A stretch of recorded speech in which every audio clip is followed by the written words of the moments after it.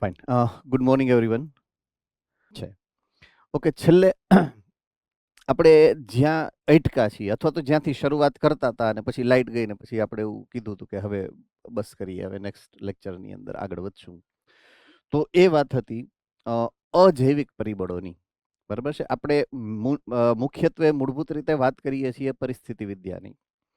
તો પરિસ્થિતિ વિદ્યાની વ્યાખ્યાને ફરી પાછી હું એકવાર રિપીટ કરું છું તમારી સામે કે કોઈ પણ સજીવ જ્યારે એના પર્યાવરણમાં રહી અને પર્યાવરણના અન્ય પ્રકારના સજીવો અથવા તો પર્યાવરણના નિર્જીવ જે ઘટકો છે એની સાથે રહી અને પોતાનું અસ્તિત્વ ટકાવે છે, પોતે જીવંત રહે છે.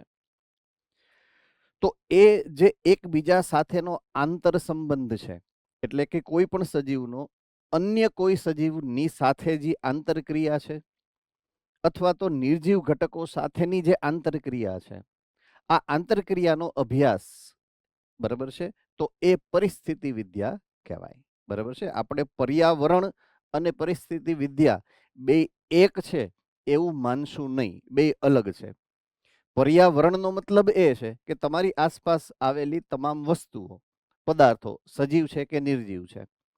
પણ પરિસ્થિતિ વિદ્યાનો મતલબ એવો થાય કે તમે કઈ રીતે એની સાથે સંબંધ ધરાવો છો અને એ સંબંધ કેવો છે, શું કરો છો તમે એને અનુલક્ષીને, તો એ પરિસ્થિતિ વિદ્યા છે. તો આપણે પરિસ્થિતિ વિદ્યાને પર્યાવરણ તરીકે નથી લેવાનું અને સમજવાનું પણ નથી. એ બંને એકબીજાથી અલગ વસ્તુ છે. બરાબર છે. તો મુખ્ય 4 પરિબળોની જે આપણે વાત કરી હતી, પહેલું પરિબળ છે એ છે તાપમાન. આ બધા અજૈવિક પરિબળો છે. આપણે જૈવિક પરિબળોની ચર્ચા નથી કરવાની, કારણ કે ઓલરેડી તમે સ્ટાન્ડર્ડ 11 11મા ધોરણની અંદર વર્ગીકરણના પાઠમાં બધું જ સમજી ચૂક્યા છો, સ્ટાર્ટિંગ ફ્રોમ મોનેરા, એટલે કે આદિકોષ કેન્દ્રી કોષથી લઈ એક કોષીય સુકોષ કેન્દ્રી કોષ, આ ઉપરાંત તમામ પ્રકારના બહુકોષીય સજીવો, બરાબર છે, લીલથી માંડી અને ઉચ્ચ કક્ષાની વનસ્પતિઓ સુધી અને પ્રજીવથી માંડી અને ઉચ્ચ કક્ષાના પ્રાણીઓ સુધી કેટલા બધા પ્રકારના સજીવો તમારા આજુબાજુમાં છે, ફૂગ છે, આ બધાની માહિતી તમે મેળવી ચૂક્યા છો. એટલે સજીવો વિશેની માહિતી તમારી પાસે, જેને કહેવાય ને કે ગાહડા ભરી ભરીને તમારા મગજમાં ભરવી દીધી છે 4 ચેપ્ટરની અંદર. તો હવે આપણે ફક્ત એના નિર્જીવ ઘટક એટલે પર્યાવરણીય ઘટકોની જ અહીંયા વાત કરીએ છીએ. તો 4 પર્યાવરણીય ઘટકોમાંથી પહેલું છે તાપમાન. શું છે અને એનું શું મહત્વ છે એની વાત આપણે કરશું. પાણી, બીજું જે અગત્યનું પરિબળ છે, તો પાણીનું મહત્વ તમારા માટે શું છે, બરાબર છે, અને તમે કઈ રીતે પાણી ઉપર આધારિત છો તમારું અસ્તિત્વ ટકાવવા માટે, એની આપણે વાત કરશું. પ્રકાશ અને જમીન, આ બીજા અન્ય 2 પરિબળો, એટલે ટોટલ 4 પરિબળોની વાત આપણે સમજવાની છે. ઓકે. સૌથી પહેલું જે અગત્યનું પરિબળ છે એ પરિબળને આપણે કહીએ છીએ તાપમાન. બરાબર છે. તો તાપમાન પરિબળની જ્યારે વાત આવશે, તાપમાન એ હું અત્યારે જે વાત કરીશ એ સીધી વાત કરીશ કે તાપમાનનું તમારા માટે શું મહત્વ છે. હવે પહેલું તો તાપમાન શું છે, તો આપણે બધા જાણીએ છીએ કે પૃથ્વી ઉપર સૂર્યપ્રકાશમાંથી વિકિરણ સ્વરૂપે ઉર્જા આવે છે, જેની અંદર 2 પ્રકારની ઉર્જા આપણને પ્રાપ્ત થાય છે.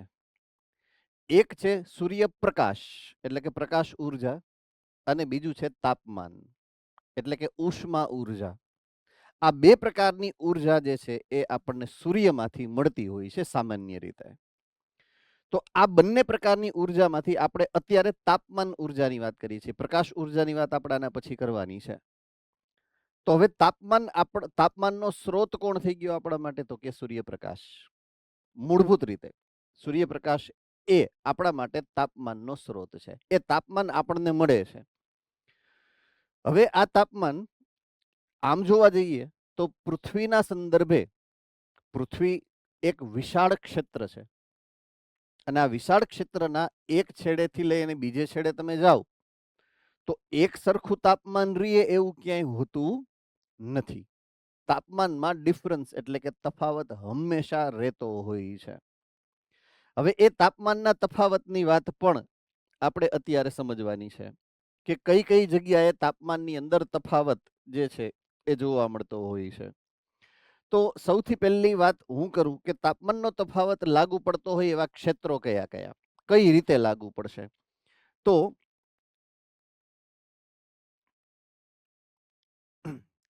વિષુવવૃત્તીય ક્ષેત્ર.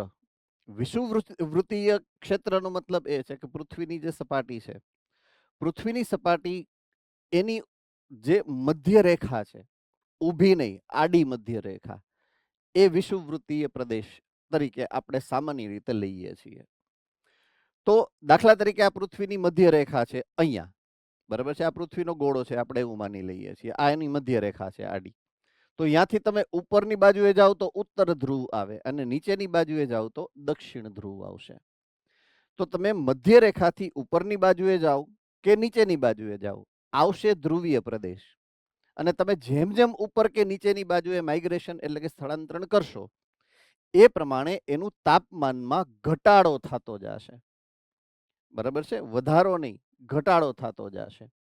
તો જેમ જેમ તાપમાન ઘટશે એમ એમ એ ધ્રુવીય, પહેલા હતો વિષુવવૃત્તીય, એમાંથી ધ્રુવીય તરીકે એ રૂપાંતરિત થશે. ઉપર ઉત્તર ધ્રુવ હશે, નીચે દક્ષિણ ધ્રુવ હશે. તો દરેક ક્ષેત્ર, દાખલા તરીકે હું દક્ષિણ ધ્રુવની વાત કરું હવે, કે ઉત્તર ધ્રુવની વાત કરું હું અને વિષુવવૃત્તની વાત કરું, તો બેમાંથી એક ધ્રુવ લઉં અને એની સામે વિષુવવૃત્ત લઉં તો બેમાં તાપમાનનો ઘણો બધો તફાવત હશે. બરાબર છે. તો નીચેથી લઈ અને ઉપર સુધીમાં તાપમાનના ઘણા બધા ફેરફારો હોય છે. એનો મતલબ એવો છે કે પૃથ્વીના કોઈ પણ ક્ષેત્રમાં એક સરખું તાપમાન નથી. દાખલા તરીકે હું ભારતની જ વાત કરું, ઉત્તર ભારતની વાત કરીએ જ્યારે, જમ્મુ અને કાશ્મીર, બરાબર છે, એનાથી નીચે આવીએ તો આવશે દિલ્હી અને રાજસ્થાન વાળો વિસ્તાર, અને એનાથી નીચે તમે આવશો એટલે આવશે મધ્યપ્રદેશ, અને એનાથી નીચે આવશો એટલે આવશે દક્ષિણ ભારતનો વિસ્તાર. તો દરેક જગ્યાએ તાપમાન એક સરખું તમને જોવા મળતું ક્યારેય નથી. કોઈ પણ સમયે એક સરખું તાપમાન હોતું જ નથી. તો આ એક અગત્યનું બીજું જે મુદ્દો છે. તો વિષુવવૃત્તથી લઈ અને ધ્રુવીય ક્ષેત્રમાં, સપાટ ભૂમિથી લઈ અને પર્વતીય વિસ્તારમાં, સપાટ ભૂમિ, બરાબર છે, દાખલા તરીકે એમ વાત કરું ગુજરાતની, તો ગુજરાત સામાન્ય રીતે સપાટ ભૂમિ ધરાવે છે. બરાબર છે, ઘાસના મેદાન છે, નાનું રણથી લઈ અને મોટા રણ સુધી, કચ્છના મોટા રણ સુધી આપણે એક વિસ્તાર એવો છે ખૂણાનો, ટૂંકમાં વચ્ચેનો જે વિસ્તાર છે મધ્ય, અને સૌરાષ્ટ્રથી લઈ અને જેને કહેવાય કે અમદાવાદ તરફ જતા, એ આખું ઘાસના મેદાનો છે, જેની ઉપર આપણે અલગ અલગ જગ્યાએ સેન્ટર ઉપર આપણે બેઠા છીએ. બરાબર છે. તો એ સામાન્ય રીતે ઘાસના મેદાનો હતા પહેલા. હવે તો આપણે સિટી બનાવી નાખ્યા છે અને હાઈવે બનાવી નાખ્યા છે, પણ એ ઘાસના મેદાનો છે સામાન્ય રીતે.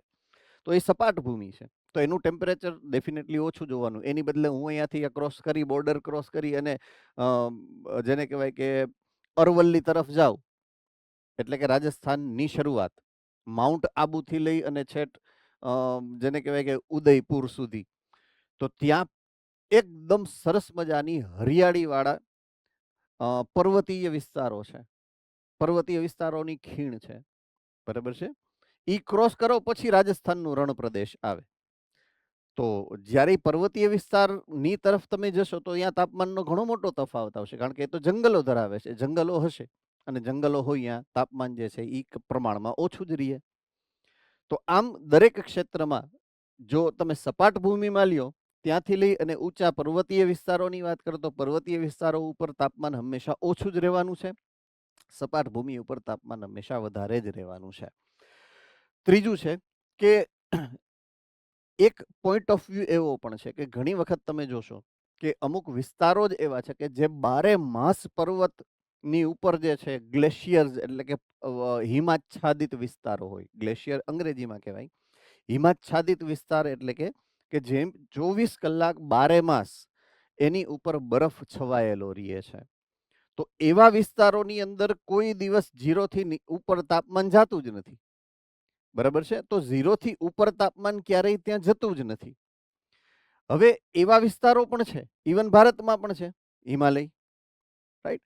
અને અમુક વિસ્તારો એવા છે કે જેની અંદર તાપમાન હંમેશા ઊંચું જ રહેતું હશે. દાખલા તરીકે રણ પ્રદેશો છે કે જ્યાં મોટા ભાગે ઉનાળાની અંદર મોર દેન 50 ડિગ્રીથી પણ વધારે તાપમાન થઈ જાય છે ઘણી વખત. તો આ પણ એક વેરિએશનનો મુદ્દો છે, તાપમાનના તફાવતનો મુદ્દો છે. તો આટલા અલગ અલગ પ્રકારના તાપમાનના જે માપદંડ છે, એ માપદંડને અનુલક્ષીને સજીવો કેવી પ્રતિક્રિયા આપે છે એની આપણે વાત કરવાની છે અત્યારે. કે આપણી આજુબાજુનું તાપમાન ક્યારેય કન્સિસ્ટન્ટ નથી રહેતું, એક ધારું નથી રહેતું. સૌથી મોટો મુદ્દો એ પણ છે કે દાખલા તરીકે હું વાત કરું એક દિવસના 24 કલાકની, તો એમાં જ્યારે સૂર્યપ્રકાશ છે ત્યારે તાપમાન ઊંચું હોય, જ્યારે રાત્રિ છે સૂર્યપ્રકાશનો અભાવ છે તો ત્યારે તાપમાન નેચરલી દિવસ કરતાં તો ઓછું જોવાનું. તો તમે જે ક્ષેત્રમાં છો એ ક્ષેત્રમાં પણ 24 કલાકની અંદર તાપમાનના તફાવતનો મોટો જે છે એ મુદ્દો જોવા મળતો હોય છે. સવારનું તાપમાન અલગ હશે દિવસનું, બપોરનું તાપમાન અલગ હશે અને રાત્રિનું તાપમાન, સાંજનું તાપમાન અલગ છે. તો આખા દિવસમાં પણ તાપમાનનો આ ડિફરન્સ તમે જોઈ શકશો. તો હવે તમે કઈ રીતે એની સાથે પ્રતિક્રિયા કરો છો એની આપણે વાત ધીમે ધીમે સમજવાનો પ્રયત્ન કરવાનો રહેશે. બરાબર છે? તો આમાં સૌથી મુદ્દો મહત્વનો આવતો હોય તો એ છે કે તમે કઈ રીતે આ પ્રતિક્રિયાઓને સજીવ તરીકે આ બંધારણીય જે ઘટકો છે ચારે ચારેમાં આપણે જે અત્યારે વાત કરીએ છીએ છે તાપમાન પરિબળની, તો તાપમાનને કઈ રીતે લઈ શકાય સજીવોના સંદર્ભે, એનો એક મુદ્દો એવો છે કે તમે જોશો સે ફોર એક્ઝામ્પલ કે અહીંયા જે 2-4 ઉદાહરણો આપ્યા છે. પહેલું ઉદાહરણ આપ્યું છે એક આંબો છે, એટલે કે કેરીનું ઝાડ. આંબો કેરીના ઝાડને કહેવાય ને કેરીનું ઝાડ નો કહેવાય, આંબો કહેવાય. બરાબર છે? એક અહીંયા સ્નો લેપર્ડનું ચિત્ર આપેલું છે. બરાબર છે? અને એક છે અહીંયા મોટી વેલ. વેલ માછલી નથી. બરાબર છે? વેલ સસ્તન પ્રાણી છે. તો અમુક અહીંયા ઉદાહરણો આપેલા છે તમને. બરાબર છે? તો એ અમુક ચોક્કસ ભૌગોલિક ક્ષેત્રમાં જ તમને જોવા મળતી હોય છે. અહીંયા જે આપેલું છે પિક્ચર એ વેલનું છે, ટ્યુના માછલીનું નથી. અત્યારે તમને જે આપેલું છે તમે જો કદાચ એ સંદર્ભ પુસ્તક વાંચશો, રેફરન્સ બુક વાંચશો તો એની અંદર ટ્યુના માછલીનું ઉદાહરણ છે. બરાબર છે? આપેલું ટ્યુના માછલીનું ઉદાહરણ છે. પણ હું ટ્યુના માછલી ના સંદર્ભે કહીશ તો પણ એ પ્રશ્નનો એ જવાબ સાચો જ છે. અને હું જ્યારે વેલ, કારણ કે વેલ બધે નથી જોવા મળતી, ચોક્કસ ક્ષેત્રમાં જ જોવા મળે છે. બરાબર છે? તો એના રેફરન્સની અહીંયા વાત કરેલી છે કે આંબાના વૃક્ષો ઠંડા પ્રદેશમાં કોઈ દી ન થાય. બરાબર છે? કેનેડા કે જર્મનીની અંદર તમે ગોટલી વાવી દો તો વૃક્ષ થાય પણ એમાં ફળ ન આવે. બરાબર છે? તો શું કામ એવું થાય છે? કોણ કહી શકશે? યસ, રાજકોટ ગુરુકુલ.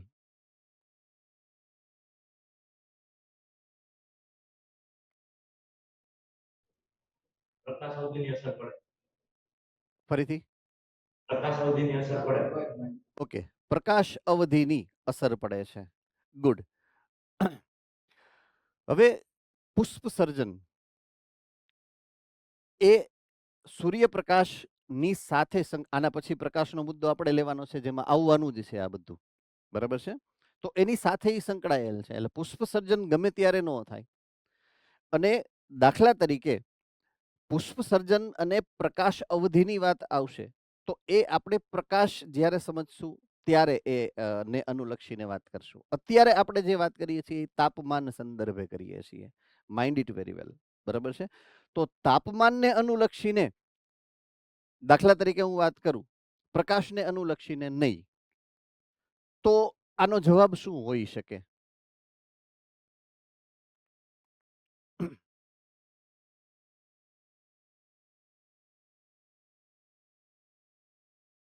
હવે આનો મતલબ એવો નથી કે પ્રકાશ અવધિની અસર નથી. Your answer was right. તમારો જવાબ સાચો હતો, ખોટો નહોતો. પણ મારે અત્યારે એને તાપમાનના સંદર્ભે સમજવું છે.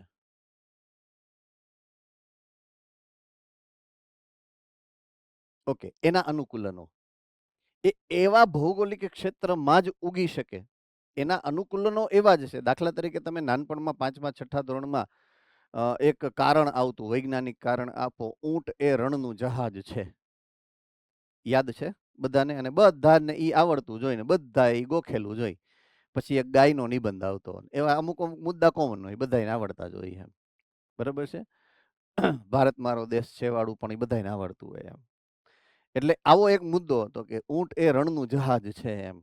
તો એમાં બધું આપણે એ સમયે શીખાશું કે ઊંટ રણ પ્રદેશમાં રહી શકે, એના પગમાં ગાદી છે ને એને ખૂંદ હોય છે વગેરે વગેરે, લાંબા સમય સુધી પાણી વગર રહી શકે, એના પગ લાંબા છે એટલે ઈ જમીનથી થોડુંક ઉપર રહે ને વગેરે વગેરે. તો ઈ એના રણ પ્રદેશના અનુકૂલનો છે કે જો એને રણ પ્રદેશમાં રહેવું છે તો એને આ પ્રકારના અનુકૂલનોની જરૂરિયાત પડે છે. બસ એ જ પ્રમાણે આંબો અથવા તો અન્ય એવા ઘણા બધા વૃક્ષો હશે, વનસ્પતિઓ હશે, વનસ્પતિ સમૂહો હશે કે જે અમુક ચોક્કસ પ્રકારના વાતાવરણમાં રહેવા માટે જ અનુકૂલિત થયેલા છે. એને એ જ વાતાવરણના તાપમાનની એ જ રેન્જ ફાવે છે.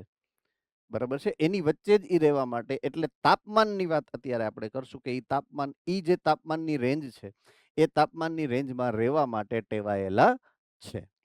રેડી?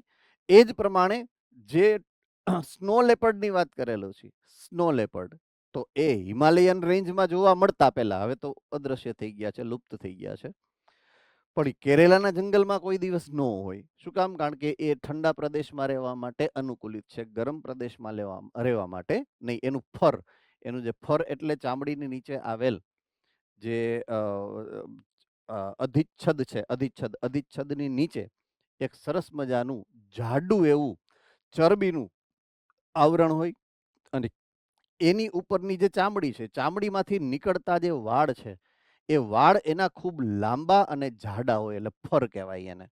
બરાબર છે. તો આ બ્લબર, બ્લબર એટલે ઓલું ચરબીનું આવરણ, અને ફર, ફર એટલે ચામડીની ઓલી જે વાળ છે એનું આવરણ, ઈ એનું જાડું હોય, એટલે ઈ ત્યાં રહી શકે.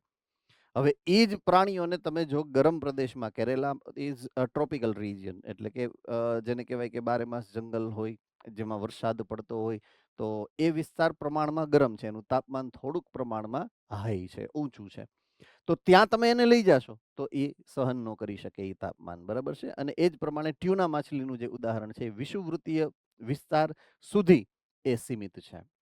વિષુવવૃત્તીય પ્રદેશની ઉપર ધ્રુવીય પ્રદેશ તરફ કે નીચે દક્ષિણ ધ્રુવ તરફ, એ ઉત્તર કે દક્ષિણ ધ્રુવ તરફ એ કોઈ દિવસ હોતી નથી. સામે ઊંધું, વેલ મોટા ભાગે ધ્રુવીય પ્રદેશ તરફ જોવા મળે, રાધર ધન વિષુવવૃત્તીય પ્રદેશ. બરાબર છે. એ ખાસ યાદ રાખવું, એક વધારાનો એક મુદ્દો. ઓકે. હવે તાપમાન એનો સજીવ સાથેનો સીધો આંતર સંબંધ શું છે? બરાબર છે. તમને ચેપ્ટર નંબર 9 ધોરણ 11 એમાં ઉત્સેચકોની ક્રિયાવિધિમાં આ મુદ્દો સમજાવેલો છે ભૂતકાળની અંદર. એટલે આ પ્રશ્ન ફરીથી હું રિપીટ કરું છું, જેનો જવાબ તમે આપી શકશો. કોઈ પણ સજીવ અને તાપમાન વચ્ચે સીધો સંબંધ કઈ રીતે હોઈ શકે? મેં હિન્ટ તમને આપી છે કે ઉત્સેચક એ પ્રશ્નના જવાબમાં ક્યાંક છુપાયેલો છે જવાબ તરીકે.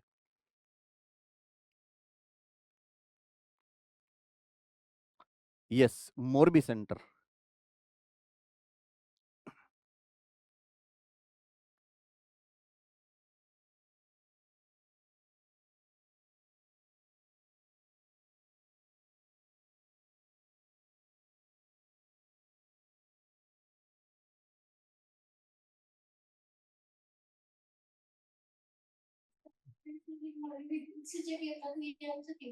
તાપમાન વધે તો ઉત્સેચકનું વિનિષેધીકરણ થાય, એટલે જે ગુડ આન્સર.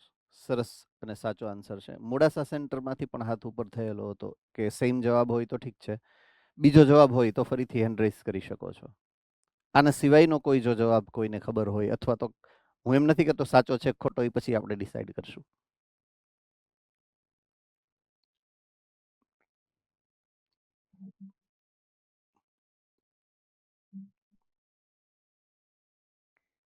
યસ. આપણી ધાર્મિક ક્રિયાઓમાં જે ઉત્સેચકો વપરાય, 80 થી 90 ડિગ્રી સેલ્સિયસ તાપમાને વિનૈસર્ગીકૃત થઈ જાય, એટલે એ ત્યાં કામ ના કરી શકે, એટલે તાપમાનની સીધી અસર છે.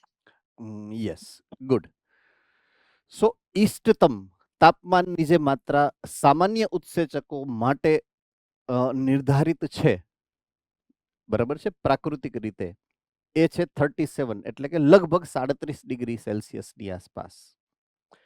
જ્યારે તાપમાન એનાથી થોડુંક નીચે જાય કે થોડુંક ઉપર જાય તો કદાચ ઉત્સેચકો એ રેન્જને સહન પણ કરી શકે, પણ બહુ વધારે નીચું જાય છે કે બહુ વધારે ઊંચું જાય છે, જેમ જેમ તમે નીચે જશો કે જેમ જેમ તમે તાપમાનના રેન્જથી ઉપર જશો એમ એમ ઉત્સેચકની ક્રિયાવિધિમાં ઘટાડો થતો જશે. એવો એક ગ્રાફ તમને સમજાવેલો હતો પીએચ અને તાપમાનનો, બરાબર છે. તો એ તાપમાન એટલા માટે સ્ટ્રેટ વે, દાખલા તરીકે હું વાત કરું છું ચયાપચય. ઉત્સેચક શું કરે છે તો કે ઉત્સેચક તમારી ચયાપચયની ક્રિયાવિધિને નિયંત્રિત કરે છે. ઓકે, ચયાપચયની વ્યાખ્યા કોણ કહી શકશે મને? હું ભૂલી ગયો છું એકચ્યુઅલી, ઉંમરને હિસાબે શું અમુક યાદશક્તિ ઘટતી જાય એમ. ઉત્સેચકની વ્યાખ્યા અને ચયાપચયની વ્યાખ્યા, આ બે વસ્તુની આપણે વાત કરવી છે. તો પેલા ચયાપચયની વ્યાખ્યા કોણ આપી શકશે? Yes, Rajkot Gurukul centre.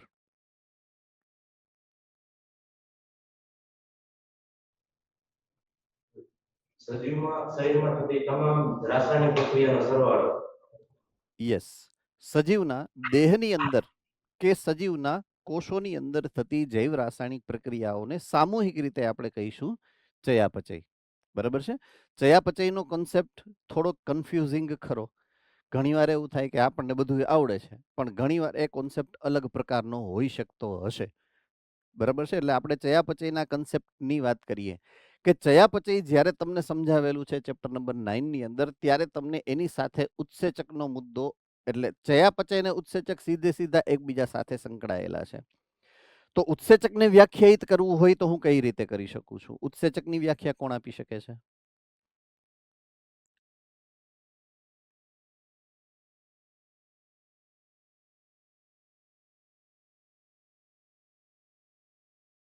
Okay, Modasa centre.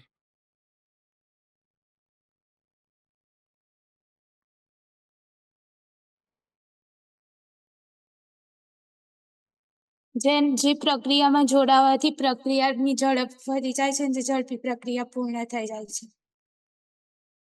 Okay, anything else? બીજું કાંઈ કોઈ કહેવા માંગતું હોય આ સંદર્ભે? Morbi centre please. Morbi centre.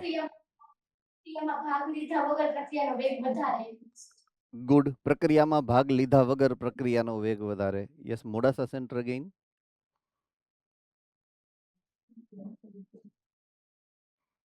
પ્રક્રિયાની સક્રિયકરણ ઉર્જામાં ઘટાડો.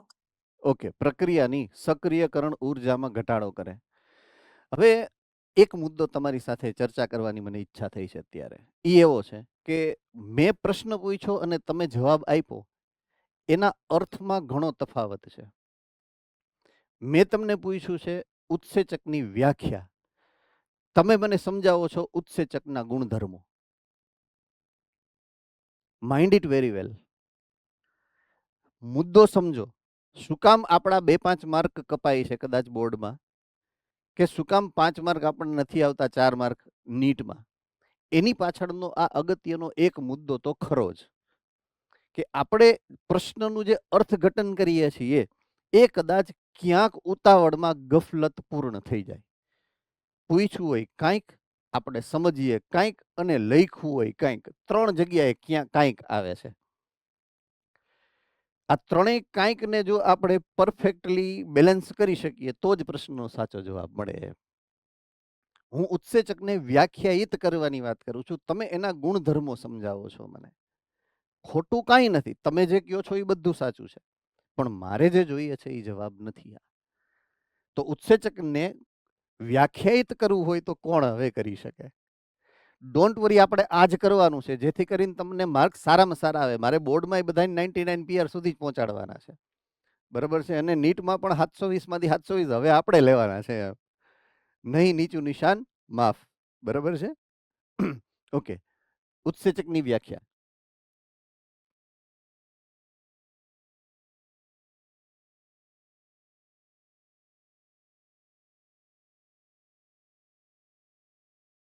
કોઈ નહીં, મારે જ કહેવાની રહી. ઓકે, એવા રાસાયણિક પદાર્થો એવા કાર્બનિક દ્રવ્યો, ખાસ કરીને પ્રોટીનથી બનેલા, કે જે જૈવ રાસાયણિક પ્રક્રિયામાં ભાગ લીધા વગર એનો વેગ વધારે. રાજકોટ ગુરુકુળમાંથી આ મુદ્દો એક માત્ર વિદ્યાર્થીએ સાચી રીતના એક્સપ્લેન કરેલો છે. It is good. તો રાસાયણિક પ્રક્રિયાઓનો સામૂહિક જે છે, જ્યારે તમે કન્સિડર કરો છો એક સાથે, તો એ ચયાપચયી છે, જેની વ્યાખ્યા એક સાચી હતી. પણ ઉત્સેચકની વ્યાખ્યાને તમારે સુધારવાની છે તમારા મગજની અંદર. તો એ ઉત્સેચક શું છે એમ કીધું છે, એ રાસાયણિક દ્રવ્ય છે કે જે મોટા ભાગે કાર્બનિક છે અને પ્રોટીનથી બનેલું છે, સિવાય કે એક એવો ઉત્સેચક છે કે જે પ્રોટીન નથી. ભૂલી ગયો નામ. યસ મોરબી. યસ, રિબોઝાઇમ, કે જે ન્યુક્લિક એસિડ થી બનેલ છે. ક્યાં હોય રિબોઝાઇમ? રિબોઝાઇમ ક્યાં હશે? ઓકે, જીનેટિક્સના ચેપ્ટર્સ ચાલી ગયા છે, ચેપ્ટર નંબર 4 અને 5. ક્યાં ચાલી ગયા છે? હાથ ઉપર કરો. ઓકે, તો રિબોઝાઇમ ક્યાં હોય ખબર હોવી જોઈએ. યસ મોડાસા.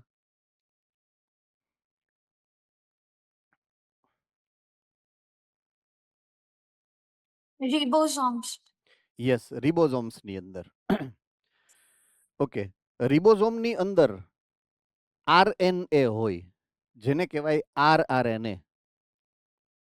અને આ આરઆરએનએ કે જે રિબોઝોમની રચનાનો એક ભાગ છે, એ જ ઉત્સેચક તરીકે વર્તે છે. એટલે તમે જે આરઆરએનએ કયો છો એ જ રિબોઝાઇમ છે, રિબોઝોમલ એન્ઝાઇમો. આખું નામ છે એનું. શું નામ છે? Ribosomal enzyme. એમાંથી રિબો અને એન્ઝાઇમમાંથી ઝાઇમ, રિબોઝાઇમ છોટું નાનકડું એવું કરી નાખ્યું. એટલે રિબોઝોમલ એન્ઝાઇમ આરઆરએનએ પોતે જ છે, ખુદ ગબ્બર એમ. બરાબર છે? ઈ જ એન્ઝાઇમ તરીકે એટલે કે ઉત્સેચક તરીકે કામ કરે છે. સો આપણા માટે મહત્વની મુદ્દો અત્યારે એ છે કે તાપમાન કોની સાથે કન્સર્ન છે? તો કે ઉત્સેચક સાથે. ઉત્સેચક કોની સાથે કન્સર્ન છે? તો કે ચયાપચય સાથે. અને ચયાપચય કોની સાથે કન્સર્ન છે? તો કે સજીવની દેહધાર્મિક ક્રિયાઓ સાથે. બરાબર છે? I repeat the hierarchy. આખી જે શૃંખલા છે ફરીથી એકવાર તમારી સામે રિપીટ કરું છું. તાપમાન અસર કરે છે ઉત્સેચકને, ઉત્સેચક અસર કરે છે ચયાપચયને, અને ચયાપચય અસર કરે છે તમારી દેહધાર્મિક ક્રિયાઓને. હું અહીંયા જ્યારે તમારી બોલીશ ત્યારે સજીવ સમૂહ માટે છે, પર્સનલ ન લેવું એને. બરાબર છે? હા, પર્સનલી લાગુ તો પડે જ છે, પણ આમાં પર્સનલ ન જવું એમ. બહુ સજીવ માટેની અત્યારે આપણે વાત કરીએ છીએ એટલા માટે. રેડી? તો આ મુદ્દો જેને નો સમજાણો હોય, આખી હેરાર્કી નો સમજાણી હોય, તો મને હેન્ડ રેઝ કરીને પૂછી શકો છો કે સર આ તમે જે મને સમજાવ્યું છેલ્લે બહુ ઇમ્પોર્ટન્ટ મુદ્દો છે તમારા માટે, ખાસ કરી અને ઘણા બધા કોન્સેપ્ટ હજી તમારે ભણવાના બાકી જ છે. બરાબર છે? ઇવન 12th ની અંદર. એના માટે આ મુદ્દો ફરજિયાત તમને આવડતો હોવો જોઈએ.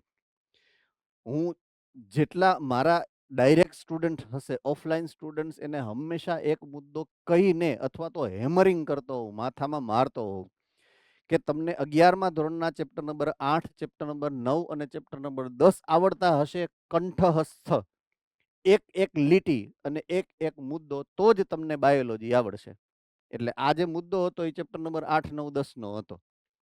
બરાબર છે? એટલે ઈ તમને જો હજી વીક રહી ગયા હોય કે રિવિઝનની જરૂર હોય, તો તમારા રીતે જ્યાં જ્યાં તમને ગેપનો ટાઈમ મળે છે, ત્યાં કદાચ આપણી બેનપણી કે દોસ્તાર આરે મસ્તી મજાક કર્યા સિવાય 5-10 મિનિટ દરરોજ તમે કરશો ને તોય મહિનામાં થઈ જશે આ ત્રણેય ચેપ્ટર. તો પ્લીઝ બી કેરફુલ કે આ 3 ચેપ્ટર તમને પરફેક્ટલી મગજમાં કોન્સેપ્ચ્યુઅલી તમારા મગજની અંદર ગોઠવાયેલા હોવા જોઈએ. બરાબર છે? તો ચયાપચય પછીનો મુદ્દો હતો મારો દેહધાર્મિક ક્રિયાઓ. તો દેહધાર્મિક ક્રિયાને વ્યાખ્યાયિત કરવી હોય તો કઈ રીતે કરી શકાય? દેહધાર્મિક ક્રિયાની વ્યાખ્યા મોડાસા સેન્ટર હંમેશા ફર્સ્ટ હોય છે હાથ ઊંચો કરવામાં. ગુડ. સજીવોનું અસ્તિત્વ ટકાવી રાખવા માટે સજીવો દ્વારા કરવામાં આવતી ક્રિયા. ગુડ. તો સજીવો દ્વારા જ્યારે અસ્તિત્વ ટકાવી રાખવા માટે જે પણ આપણે 10મા ધોરણની અંદર ચેપ્ટર આવ્યું હતું જૈવિક ક્રિયાઓ. બરાબર છે? આ જ જૈવિક ક્રિયા એટલે દેહધાર્મિક ક્રિયાઓ કે જે આપણે આપણું અસ્તિત્વ ટકાવી રાખવા માટે કરીએ છીએ. ઓકે, હવે એક કન્સેપ્ટ મારી પાસે છે જે મારે તમારી આરે અત્યારે જ ક્લિયર કરવો છે, અને એ છે ચયાપચય અને દેહધાર્મિક ક્રિયાઓ વચ્ચેનો આંતર સંબંધ. બરાબર છે? તો ચયાપચય અને દેહધાર્મિક ક્રિયા વચ્ચેનો આંતર સંબંધ શું છે એ ટોપિક હું તમારી સામે અત્યારે પ્રેઝન્ટ કરું છું. દરેક વિદ્યાર્થીએ કેરફુલી સમજવાનો છે આ મુદ્દો. ઓકે, હવે જ્યારે વાત કરું છું ચયાપચયની, તો ચયાપચય મોટા ભાગે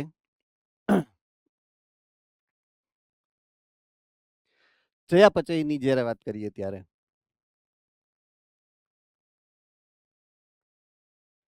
તમે એને લીધું છે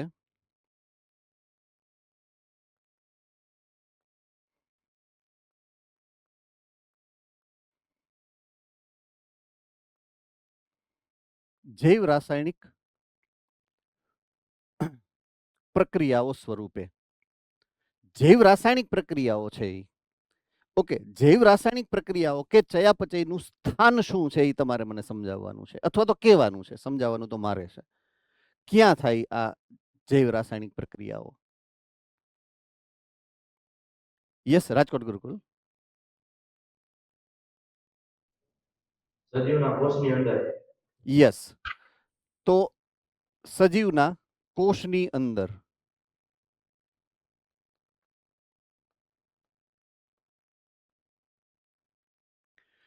ઓકે, સજીવના કોષની બહાર આ પ્રક્રિયા થઈ શકે કે નહીં?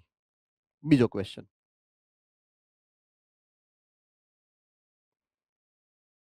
ઓકે, અગેઇન રાજકોટ ગુરુકુળ. ટેસ્ટ ટ્યુબમાં થઈ શકે. ટેસ્ટ ટ્યુબમાં હું ઇન વિવો અને ઇન વિટ્રોની વાત નથી કરતો. ઇન વિવો થઈ શકે કે નહીં? કોષની બહાર, ઇન વિવો. મારા દેહની અંદર કોષોની અંદર જ ચયાપચય થાય છે, પણ કોષની બહાર ચયાપચય થઈ શકે કે નહીં એવો પ્રશ્ન છે મારો. દેહની અંદર.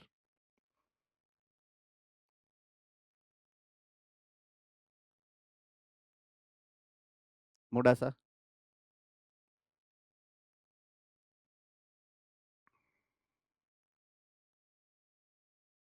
ના થઈ શકે. ઓકે, ના થઈ શકે. હવે હું એમ કહું છું થઈ શકે, અને તમારે વિચારવાનું છે કે ક્યાં થઈ શકે. યસ, રાજકોટ ગુરુકુળ. ચેતાકોષમાં. ઓકે, ચેતાકોષમાં. જીભની પ્રેષક દ્રવ્ય બહાર કરી જાય. Okay, good. ચેતાપેશક દ્રવ્ય કે જે તમે સાંભળ્યું છે એસેટાઇલ કોલાઇન વાળું, તો એ રાસાયણિક પ્રક્રિયા જ છે. બરાબર છે? જૈવ રાસાયણિક પ્રક્રિયા છે જે કોષની બહાર થાય છે. બહુ સામાન્ય છે પાચન. પાચનની ક્રિયાથી તો પાચન માર્ગમાં થાય છે ને.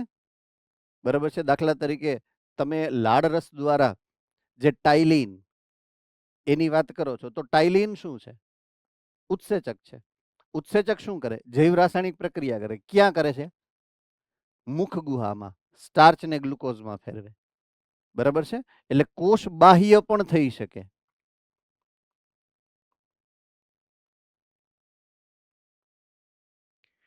તો આપણે આજે એટલું તો સમજ્યા જ કે મોટા ભાગની રાસાયણિક પ્રક્રિયાઓ ભલે કોષની અંદર થાય છે, પણ અમુક કોષની બહાર પણ થાય છે, જેના ઉદાહરણો તમે તો ભણી ગયા છો. કોરિલેટ નથી કરી શકતા આપણે.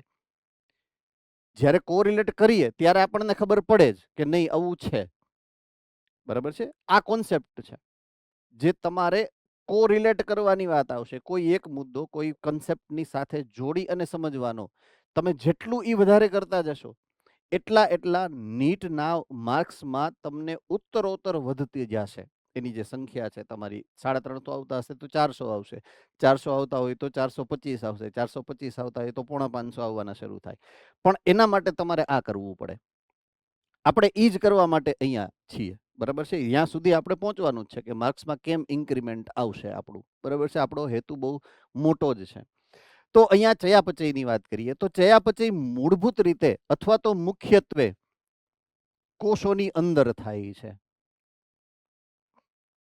હું શબ્દ લખું છું મુખ્યત્વે, એટલે કે મહત્તમ અંશે ચયાપચય કોષની કોષ રસની અંદર થતી ઘટનાઓ છે. અમુક વખતે કોષની બહાર જ્યારે જરૂર પડે છે ત્યારે આપણે કરાવીએ છીએ, એ અલગ વસ્તુ છે. પણ કોષ બાહ્ય અને કોષાંતરીય, એમાં કોષાંતરીય ચયાપચય સૌથી વધારે થતું હોય છે. ચયાપચય ની અંદર ભાગ લેતા જે અણુઓ છે એને આપણે કહીએ છીએ ચયાપચયકો. પ્રાથમિક ચયાપચયકો અને દ્વિતીયક ચયાપચયકો એ રાસાયણિક પદાર્થો છે. આ રાસાયણિક પદાર્થો એકબીજા સાથે આંતરક્રિયા કરે છે, રાસાયણિક પ્રક્રિયા કરે છે અને એક ઘટકમાંથી બીજા ઘટકમાં, બીજા ઘટકમાંથી ત્રીજામાં, ત્રીજામાંથી પહેલામાં પાછા સતત રૂપાંતરિત થઈ રાખતા હોય છે. આ જે ચક્રો છે એને કહેવાય છે ચયાપચયિક પરિપથો. કાં તો એ રેખીય પરિપથ હશે અને કાં તો એ ચક્રીય પરિપથ હશે.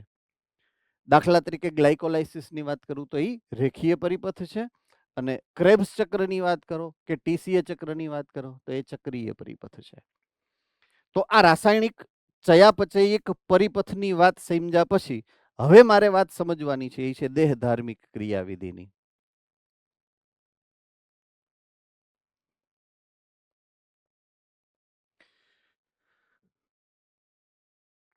તો એક સ્પષ્ટ જે શબ્દનો તફાવત મારે અહીંયા સમજવાનો રહેશે એ છે એના જે નામ છે એ નામની અંદર મેં અહીંયા એક જગ્યાએ પ્રક્રિયા લખ્યું છે અને એક જગ્યાએ ક્રિયા લખ્યું છે.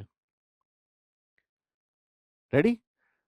જૈવ રાસાયણિક પ્રક્રિયાઓ છે અને દેહ ધાર્મિક ક્રિયાઓ છે. તો આ શબ્દ મેં બદલાવ્યા શું કામ હશે, એનું અર્થઘટન શું હોઈ શકે તમારા મત મુજબ? શું કામ પ્રક્રિયા અને શું કામ ક્રિયા? કોણ કહી શકે?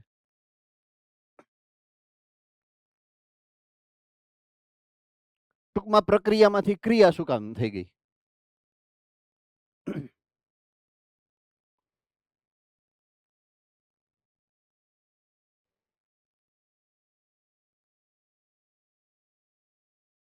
ઓકે, આ પ્રશ્નને હું સ્ટેન્ડ બાય મોડમાં રાખું છું અત્યારે. Okay, Rajkot Gurukul, yes.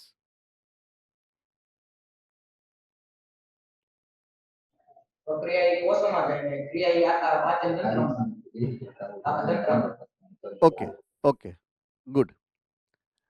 હવે દાખલા તરીકે હું એમ કહું કે દેહધાર્મિક ક્રિયા, તો દેહધાર્મિક ક્રિયા કરવા માટે તમારા દેહની અંદર, હવે હું ઇન્ડિવિજ્યુઅલી તમારી જ વાત કરું છું કે મારી જ વાત કરું છું, તો આપણા દેહની અંદર દાખલા તરીકે પાચન કરવું છે તો પાચન તંત્ર છે.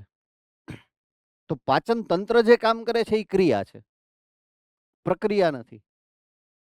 તો હવે કોષની ક્રિયાને પ્રક્રિયા શું કામ કીધી મેં? હવે એનો જવાબ આપવો જોઈએ.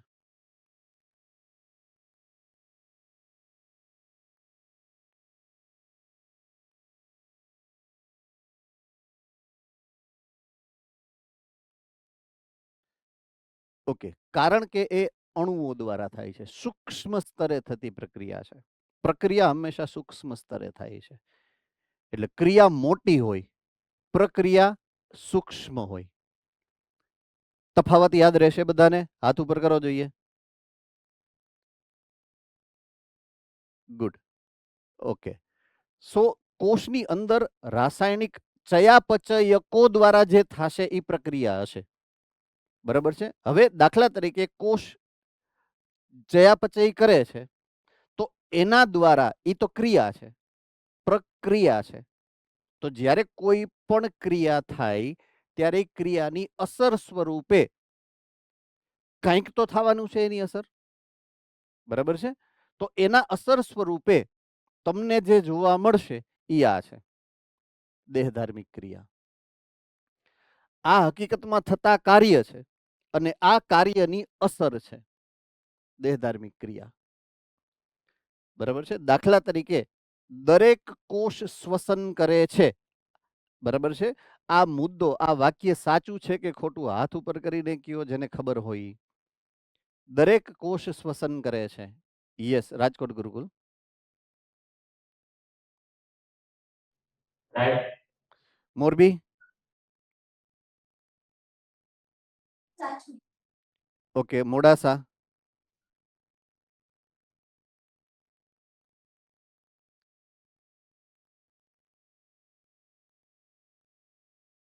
સાચું. ગુડ. તરસાલી, સાચું છે. હવે પાર્ટિસિપેટ કરવાનું ચાલુ કરવાનું છે આપણે. ધરાર,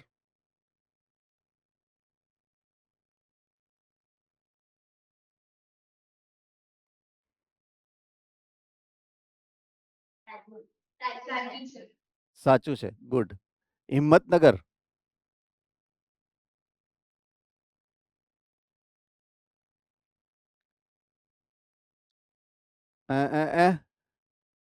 હિંમતનગર, થોડીક હિંમત કરીને જવાબ આપવાનો છે.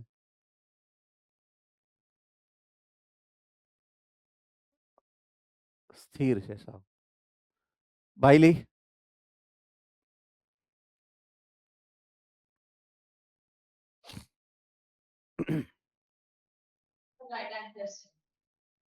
Sorry, okay. અમદાવાદ,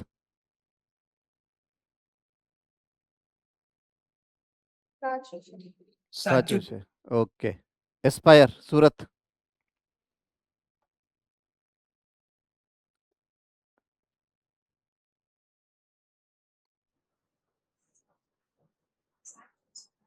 સાચું છે.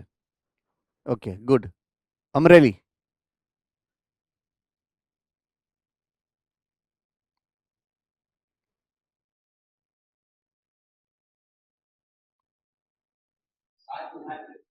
ઓકે, સરસ. લ્યો, સાચું સાચું ભાઈ.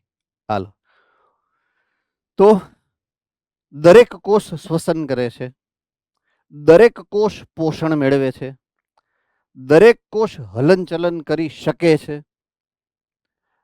દરેક કોષ પ્રજનન દ્વારા નવા કોષો, કોષ વિભાજન, એક કોષીય સજીવો માટે કે કોઈ એક સિંગલ કોષ માટે પ્રજનન ઇઝ ઇક્વલ ટુ કોષ વિભાજન, એવું ચેપ્ટર નંબર 1 માં ભણાયું હશે અને ચેપ્ટર નંબર 10 માં રિપીટ કર્યું હશે. બરાબર છે. તો દરેક કોષ પ્રજનન કરે છે, દરેક દેહધાર્મિક ક્રિયાઓ કોષ દ્વારા થાય છે અને એ દેહધાર્મિક ક્રિયાઓ કરવા માટે કોષને જે અંદર પ્રક્રિયા કરવી પડે છે એ ચયાપચય છે. આ કોન્સેપ્ટને આ રીતે આપણે યાદ રાખવાનો છે. તો પરિણામ સ્વરૂપે ચયાપચયના પરિણામ સ્વરૂપે દેહધાર્મિક ક્રિયાઓ થતી હોય છે. અગેઇન રિપીટ કે કોષની અંદર થાય એ ચયાપચય છે અને કોષ જે અસર સ્વરૂપે બહાર એક્સપ્રેસ કરે છે, અભિવ્યક્ત કરે છે, એ છે દેહધાર્મિક ક્રિયાઓ. દરેક કોષ દેહધાર્મિક ક્રિયા કરે છે એનો મતલબ એ છે કે તમારી પેશી દેહધાર્મિક ક્રિયા કરે છે. તમામ પેશીઓ દેહધાર્મિક ક્રિયા કરે છે એનો મતલબ એ છે કે તમારું અંગ દેહધાર્મિક ક્રિયા કરે છે. અને ક્રમિક રીતે ક્રમશઃ એક પછી એક દરેક અંગ દેહધાર્મિક ક્રિયા કરે છે, એટલે કે એ દેહધાર્મિક ક્રિયા તમારા અંગતંત્ર દ્વારા થાય છે. રાઈટ. એટલે આ કોન્સેપ્ટને આપણે આ રીતે યાદ રાખવો પડશે. દેહધાર્મિક ક્રિયા અને ચયાપચય વચ્ચેનો આંતર સંબંધ. મૂળભૂત રીતે એક અલગ મુદ્દે સમજાવું તમને તો ચયાપચય જે છે એ રાસાયણિક ક્રિયાઓ છે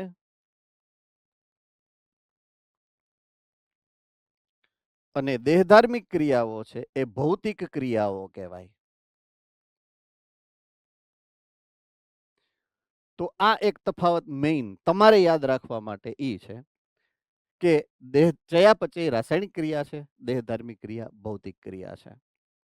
સિમ્પલ ઉદાહરણ જે છે એ હું તમને બીજું આપી શકું કે તમારી પાસે સ્કૂટર છે, સ્કૂટરમાં તમે લીવર આપો, બરાબર છે, સેલ્ફ નથી માર્યો, પોઈન્ટ સમજો, સેલ્ફ મારીને ચાલુ નથી કર્યું ને લીવર મારો, સ્કૂટર આગળ જાય કે ન જાય? ન જાય. એના માટે તમારે સેલ્ફ મારવો પડે, એન્જિન ચાલુ કરવું પડે. એન્જિન ચાલુ ક્યારે થશે? જ્યારે એની અંદર પેટ્રોલ હશે ત્યારે. પેટ્રોલ ન હોય ને તમે સેલ્ફ મારો જોઈએ, કાંઈ ના થાય. તો કહેવાનો મતલબ એ છે કે જો સ્કૂટરને એક જગ્યાએથી બીજી જગ્યાએ જવું છે તો એના એન્જિનની અંદર પેટ્રોલ બળવું પડે. જો પેટ્રોલ બળશે તો જ એ સ્થળાંતરણની ભૌતિક ક્રિયા કરી શકે. બળવું અથવા તો દહન રાસાયણિક ક્રિયા છે. તો જો દહનની રાસાયણિક ક્રિયા થાય તો જ સ્થળાંતરણની ભૌતિક ક્રિયા થાય. હવે સમજમાં આવી છે પ્રોપર જે હું તમને જે પોઈન્ટ આઉટ કરવા માંગુ છું એ જેને કહેવાય કે કોન્સેપ્ચ્યુઅલ આખી હેરાર્કીનો શૃંખલા, બરાબર છે? તો ચયાપચય અને દેહધાર્મિક ક્રિયા વચ્ચેની જે શૃંખલાકીય કોન્સેપ્ટની જે વાત છે એ આ છે કે એક સૂક્ષ્મ સ્તરે થાય છે અને રાસાયણિક ક્રિયા છે, અને એક મોટા સ્તરે થાય છે અને ભૌતિક ક્રિયા છે. તો આ એક ખાસ મુદ્દો ધ્યાનમાં રાખી અને ચેપ્ટર નંબર 9 નું રિવિઝન તમારે કરવાનું રહેશે. બરાબર છે? 9 નું રિવિઝન તમારે કરવાનું રહેશે. શરૂઆત અહીંયાથી કરશું આપણે. તમે મારા તરફથી તમને મળેલું હોમવર્ક આ છે પહેલું. બરાબર છે?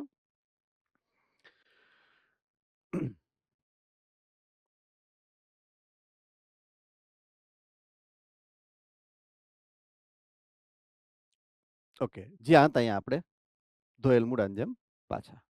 રેડી? હવે આમાં કોઈને કાંઈ ડાઉટ નથી. આખા કોન્સેપ્ટ મેં સમજાવ્યો તમને કે તાપમાનની અસર ઉત્સેચક, ઉત્સેચકની અસર ચયાપચય અને ચયાપચયની અસર દેહધાર્મિક ક્રિયા ઉપર થાય. બરાબર? ઓકે, નેક્સ્ટ પોઈન્ટ ઉપર જવું કે આ તાપમાનની જે અસર છે એ અસર દરેક પ્રકારના સજીવમાં એક સરખી નથી હોતી. એમ અમુક પ્રકારના સજીવો એવા છે કે જે, દાખલા તરીકે આપણે મનુષ્યો, બરાબર છે, મનુષ્યનું ડિસ્ટ્રીબ્યુશન, જિયોગ્રાફિકલ ડિસ્ટ્રીબ્યુશન જુઓ, ભૌગોલિક વિતરણ જુઓ, તો તમે છેટ ધ્રુવીય પ્રદેશોની નજીક જે ફિનલેન્ડ જેવા દેશો છે એમાં પણ મનુષ્યની વસ્તી છે. અલાસ્કાની અંદર મનુષ્યો છે જ, જીવે છે, મોટા મોટા સિટી છે. બરાબર? ઇવન ધ્રુવીય પ્રદેશમાં રિસર્ચ સેન્ટર છે કે જ્યાં મનુષ્યો છે. અને સહારાના રણમાં પણ મનુષ્યો છે. તો મનુષ્ય એવી જાત છે કે જે તાપમાનની ખૂબ મોટી રેન્જને સહન કરી શકે. એને -50 રાખો તોય આપણે કોટ પહેરી અને જીવી શકીએ. હા, અમુક પ્રકારના જે આપણી પાસે એવું મગજ ભગવાને બુદ્ધિ આપી છે ભૂલથી કે આપણે કેમ એડજસ્ટ થવું એ આવડે છે, એટલા માટે જ આપણે આ કરી શકીએ છીએ. બરાબર છે? અને અન્ય પ્રાણીઓ પાસે એટલી બુદ્ધિ નથી, એટલું મગજ નથી જેટલું આપણી પાસે છે. બસ અહીંયા જ મયરા. આપણાથી બચીને નથી શકતા એની પાછળનું કારણ આ છે કે આપણી પાસે બુદ્ધિ છે ને એની પાસે નથી. બરાબર? આપણે તો ફોન કરીને કહી દે કે સાહેબ આવે છે, તરત બધા હરખા બેહી જાય. એમ તરત પિન ડ્રોપ સાયલેન્સ થઈ જાય ક્લાસમાં. બસ આ જ મનુષ્યની કેરેક્ટરિસ્ટિક ફીચર એવી છે કે જેને બધાયથી બચાવે છે. એમ એને આપણે તો ઘરમાં એવું સેટિંગ કર્યું હોય, આપણે બે ભાઈ બહેન કે બે ભાઈઓ કે બે બહેનો હોય તો એમ જ હોય ને, કોઈક આવતું એટલે તરત આવીને કહી દે, ટક ટક કરીને કે આવે છે ચાલો, એટલે પાછા બધું વ્યવસ્થિત થઈ જાય છે. ઉડાડેલી વસ્તુ હોય ચારે બાજુ. તો મનુષ્ય એ વિશાળ તાપમાનની રેન્જને સહન કરી શકે છે. તો એવા જે પ્રાણીઓ છે મનુષ્ય જેવા કે જે તાપમાનનો લાંબો ગાળો કે મર્યાદા સહન કરી શકે, એના માટે એક શબ્દ વાપરેલો છે પૃથુતાપી. આ મટીરિયલ મેં શેર કરાવી દીધું છે ગઈકાલે, એટલે તમારા સુધી પહોંચી ગયું હશે, જેથી તમને લખવામાં, નોટ લખવામાં વાંધો ના આવે. બરાબર છે? બીજા છે તનુતાપી, એક પૃથુતાપી કે જે મોટો તફાવત જે છે એ સહન કરી શકે, લાઈક મનુષ્યો. બીજા છે તનુતાપી કે જે ખૂબ ઓછી આ મર્યાદાને સહન કરી શકે. બરાબર છે? કે દાખલા તરીકે મેં હમણાં જ વાત કરી કે તમે આંબાના વૃક્ષને જર્મનીમાં વાવો તો એ ઉગશે ખરા, પણ ફળ નહીં ઉત્પન્ન કરી શકે. એટલે એનું જાતિનું અસ્તિત્વ અહીંયા ટકી શકે નહીં. એ તાપમાનની એક ક્ષેત્ર મર્યાદાને સહન કરી શકતા નથી. તો એવા જે સજીવો છે એને આપણે નામ આપીએ છીએ તનુતાપી. તો પૃથુતાપી અને તનુતાપી આ બે પ્રકારના સજીવોના પ્રકાર પડે છે તાપમાનની રેન્જ, એટલે કે ક્ષેત્ર મર્યાદાને સહન કરી શકવાની કેપેસિટી ઉપરથી આ એના નામ પડશે. બરાબર છે? તો તાપમાનની વાત આપણે પૂરી કરી અને બીજા પરિબળ એટલે કે પાણીના પરિબળની વાત કરીએ છીએ. તો અહીંયા સરસ મજાનો પાણીનો ધોધ જે તમને દેખાય છે એ પાણીના એક સ્ત્રોત તરીકે તમને અહીંયા ઉદાહરણ તરીકે સમજાવેલું છે. તો બીજું જે સૌથી મહત્વનું પરિબળ છે આપણા માટે એ છે પાણી. હવે અગેન, પૃથ્વીની સપાટી ઉપર બધી જગ્યાએ એક સરખું પાણી છે એવું નથી. અમુક ક્ષેત્રો એવા છે કે જ્યાં પાણી વર્ષો સુધી એક ટીપું વરસાદનું પડ્યું નથી. એવા સહારાના ડેઝર્ટ અથવા તો રણ પ્રદેશ છે. ઈરાનના અમુક પ્રદેશ, અત્યારે જે ઈરાન ઇઝરાયલ વચ્ચે યુદ્ધ છે, તો ઈરાનનો મધ્ય ભાગ એવો છે કે જે વર્લ્ડનો હોટેસ્ટ છે. બરાબર છે? જ્યાં મેક્સિમમ ટેમ્પરેચર 60 ડિગ્રીથી ઉપર 63 ડિગ્રી સેલ્સિયસ નોંધાયેલું છે. ઈરાનનો મધ્ય ભાગ છે એ, બરાબર છે. તો હોટેસ્ટ રિજન વર્લ્ડનું ઈરાન પાસે છે. તો ત્યાં એક ટીપું પાણીનું પડ્યું નથી સદીઓથી, ઇન શોર્ટ. તો પાણી બધી જગ્યાએ એક સરખું છે એવું નથી. અમુક વિસ્તાર એવા છે કે ચેરાપુંજીના કે જ્યાં 500 ઇંચ વરસાદ પડી જાય એક સિઝનની અંદર, બરાબર છે. ઇવન આપણું મુંબઈ સિટી એવું છે કે જ્યાં વર્લ્ડ રેકોર્ડ છે વરસાદનો. એક સિઝનમાં હાઈએસ્ટ વરસાદ પડવાનો વર્લ્ડ રેકોર્ડ મુંબઈમાં છે. તો પાણી દરેક જગ્યાએ એક સરખું નથી, બરાબર છે. રણપ્રદેશના સજીવો, મેં કીધું એમ કે પાણી છે જ નહીં છતાંય સજીવો તો છે જ. તો એના જે સજીવો છે એ પ્રમાણે અનુકૂલિત થયેલા છે કે જે ઓછા પાણીમાં પણ સર્વાઈવ કરી શકે. અને હમણાં જ આપણે ઉદાહરણ લીધું હતું થોડીક વાર પહેલા કે ઊંટને રણનું જહાજ કહેવામાં આવે છે. તો સેમ ઉદાહરણ અહીંયા લાગુ પડશે કે એ ઓછા પાણીમાં કે પાણીની ઓછી પ્રાપ્તિ હોય તો એવી જગ્યામાં રહેવા માટે અનુકૂલિત છે. વનસ્પતિઓ માટેની વાત કરી છે અહીંયા. તો વનસ્પતિ માટે ખાસ એક જે મહત્વનો મુદ્દો અહીંયા વર્ણવેલો છે અને આપણે જેને યાદ રાખવાનો છે એ મુદ્દો છે કે વનસ્પતિઓની પહેલું ઉત્પાદકતા અને બીજું વહેંચણી, બરાબર છે. પહેલું છે ઉત્પાદકતા અને બીજું છે વહેંચણી. આ બે એવા પરિબળ છે કે જે પાણી ઉપર આધારિત છે. તો પહેલી વાત કરીએ ઉત્પાદકતા. ઉત્પાદકતા એટલે શું? તમારા મતે ઉત્પાદકતા એટલે શું થાય? કોણ કહી શકશે? ઉત્પાદન કરવું એટલે ઉત્પાદકતા. પણ શેનું ઉત્પાદન કરવાની વાત કરે છે? યસ, ભુજ.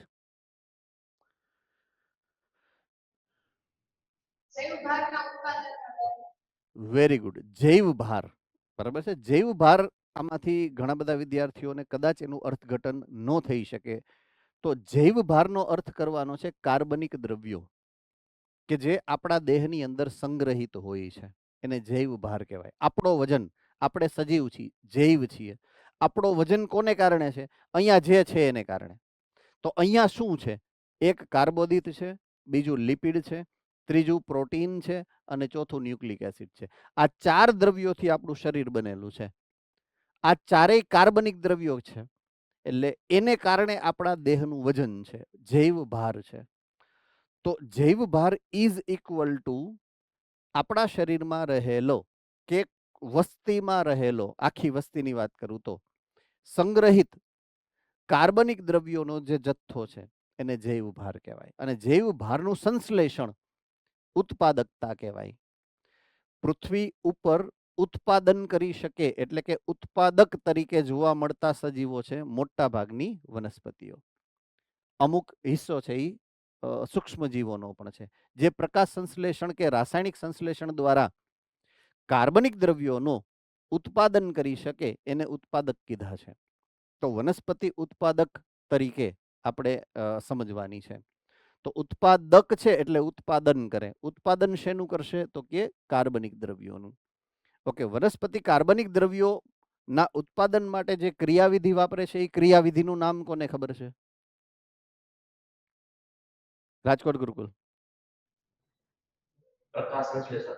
Good, excellent. પ્રકાશ સંશ્લેષણની ક્રિયાવિધિ દ્વારા એ કાર્બનિક દ્રવ્યોનું જે છે સંશ્લેષણ કરે છે. કાર્બનિક દ્રવ્યોનું સંશ્લેષણની વાત કરું અને પ્રકાશ સંશ્લેષણની કમ્પેરિઝન કરું તો પ્રકાશ સંશ્લેષણ દ્વારા માત્ર અને માત્ર ગ્લુકોઝ જ બને છે. તો અન્ય પ્રકારના કાર્બનિક દ્રવ્યો એટલે કે કાર્બોદિત, લિપિડ, પ્રોટીન અને ન્યુક્લિક એસિડ કઈ રીતે બનતા હશે?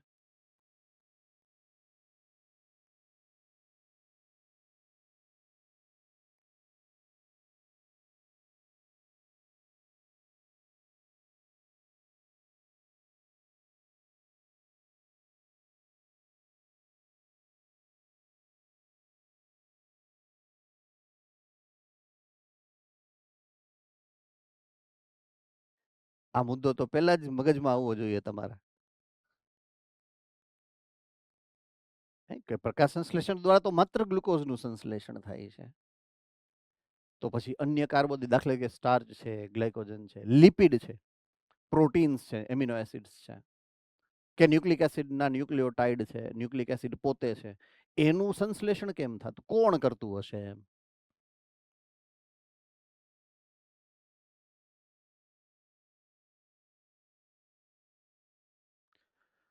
પ્રકાશ સંશ્લેષણનો પાઠ ભૂલી કેટલા ગયા છે?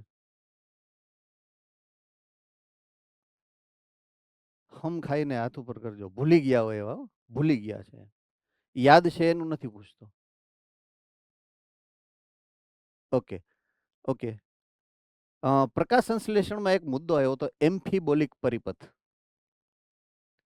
ઈ કોને યાદ છે? ઉભય ધર્મી, ઉભય ગુણધર્મી પરિપથ એવો આવ્યો હતો પાછળ. એમ્ફીબોલિક પરિપથ.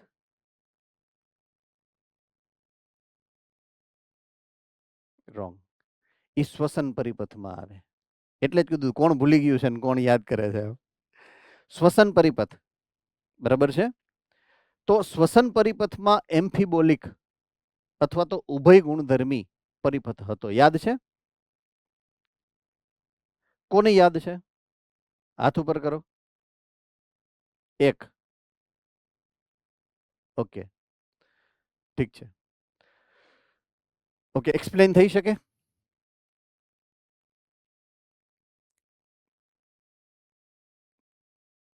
અનમ્યુટ થાવ. યસ. એમાંથી પ્રોટીન અને ઈ લિપિડ ને એ બધું બની શકે. ઓકે, એમાંથી પ્રોટીન અને લિપિડ ને એવું બધું બની શકે. ઓકે, ગુડ, ઠીક છે, ફાઇન. હવે આજનું એક નાનો મુદ્દો હું તમને એઝ એ હોમવર્ક દઈ શકીશ. કંઈક ગોતું તો રહેવું પડે ને, તમને કંઈક તો આપવું પડશે ને મારે, રાઈટ? તો તમારે શ્વસન ની અંદર આ ઉભય ગુણધર્મી પરિપથ જે છે એને એકવાર નજર મારવાની છે, બરાબર છે ને? એમાંથી એકાદું મને પાછું આવતીકાલે જ્યારે લેક્ચર હશે પરમ દિવસ ત્યારે યાદ કરાવજો કે સર ઓલા ઉભય ગુણધર્મી પરિપથની વાત આપણે થોડીક અટકાવી દીધી રીતે આગળ વધારવાની છે. તમે વાંચીને આવજો એટલે મને એક્સપ્લેન કરવાનું સહેલું પડશે એમ, બરાબર છે? 5 મિનિટ થશે તમારે વાંચતા, વધારે સમય નહીં લાગે. મારે એક્સપ્લેન કરવામાં 2 જ મિનિટ થશે, એનાથી વધારે વાર નહીં લાગે. પણ અત્યારે વાર લાગશે, એટલે અત્યારે હું એને મુલતવી રાખું છું.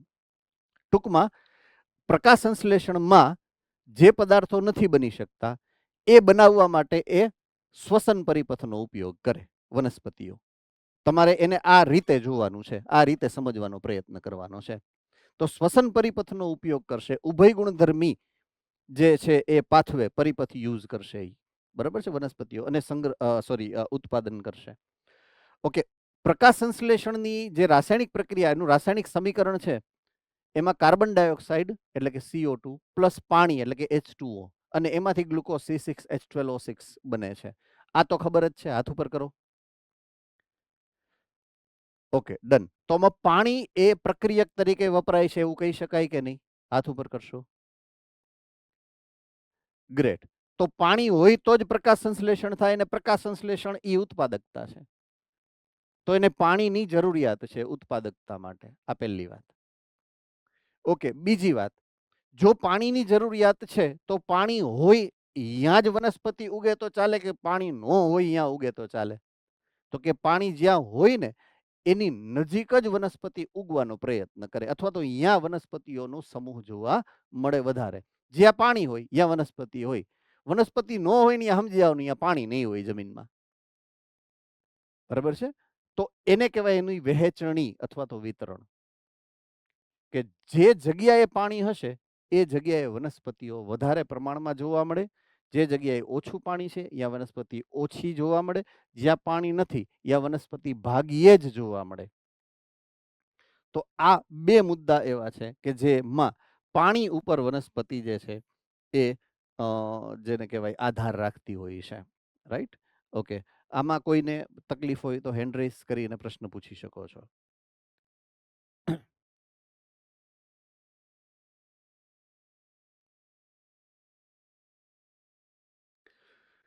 ઓકે, હવે પહેલી વાત આપણે કરી પ્રાણીઓની, રણ પ્રદેશના.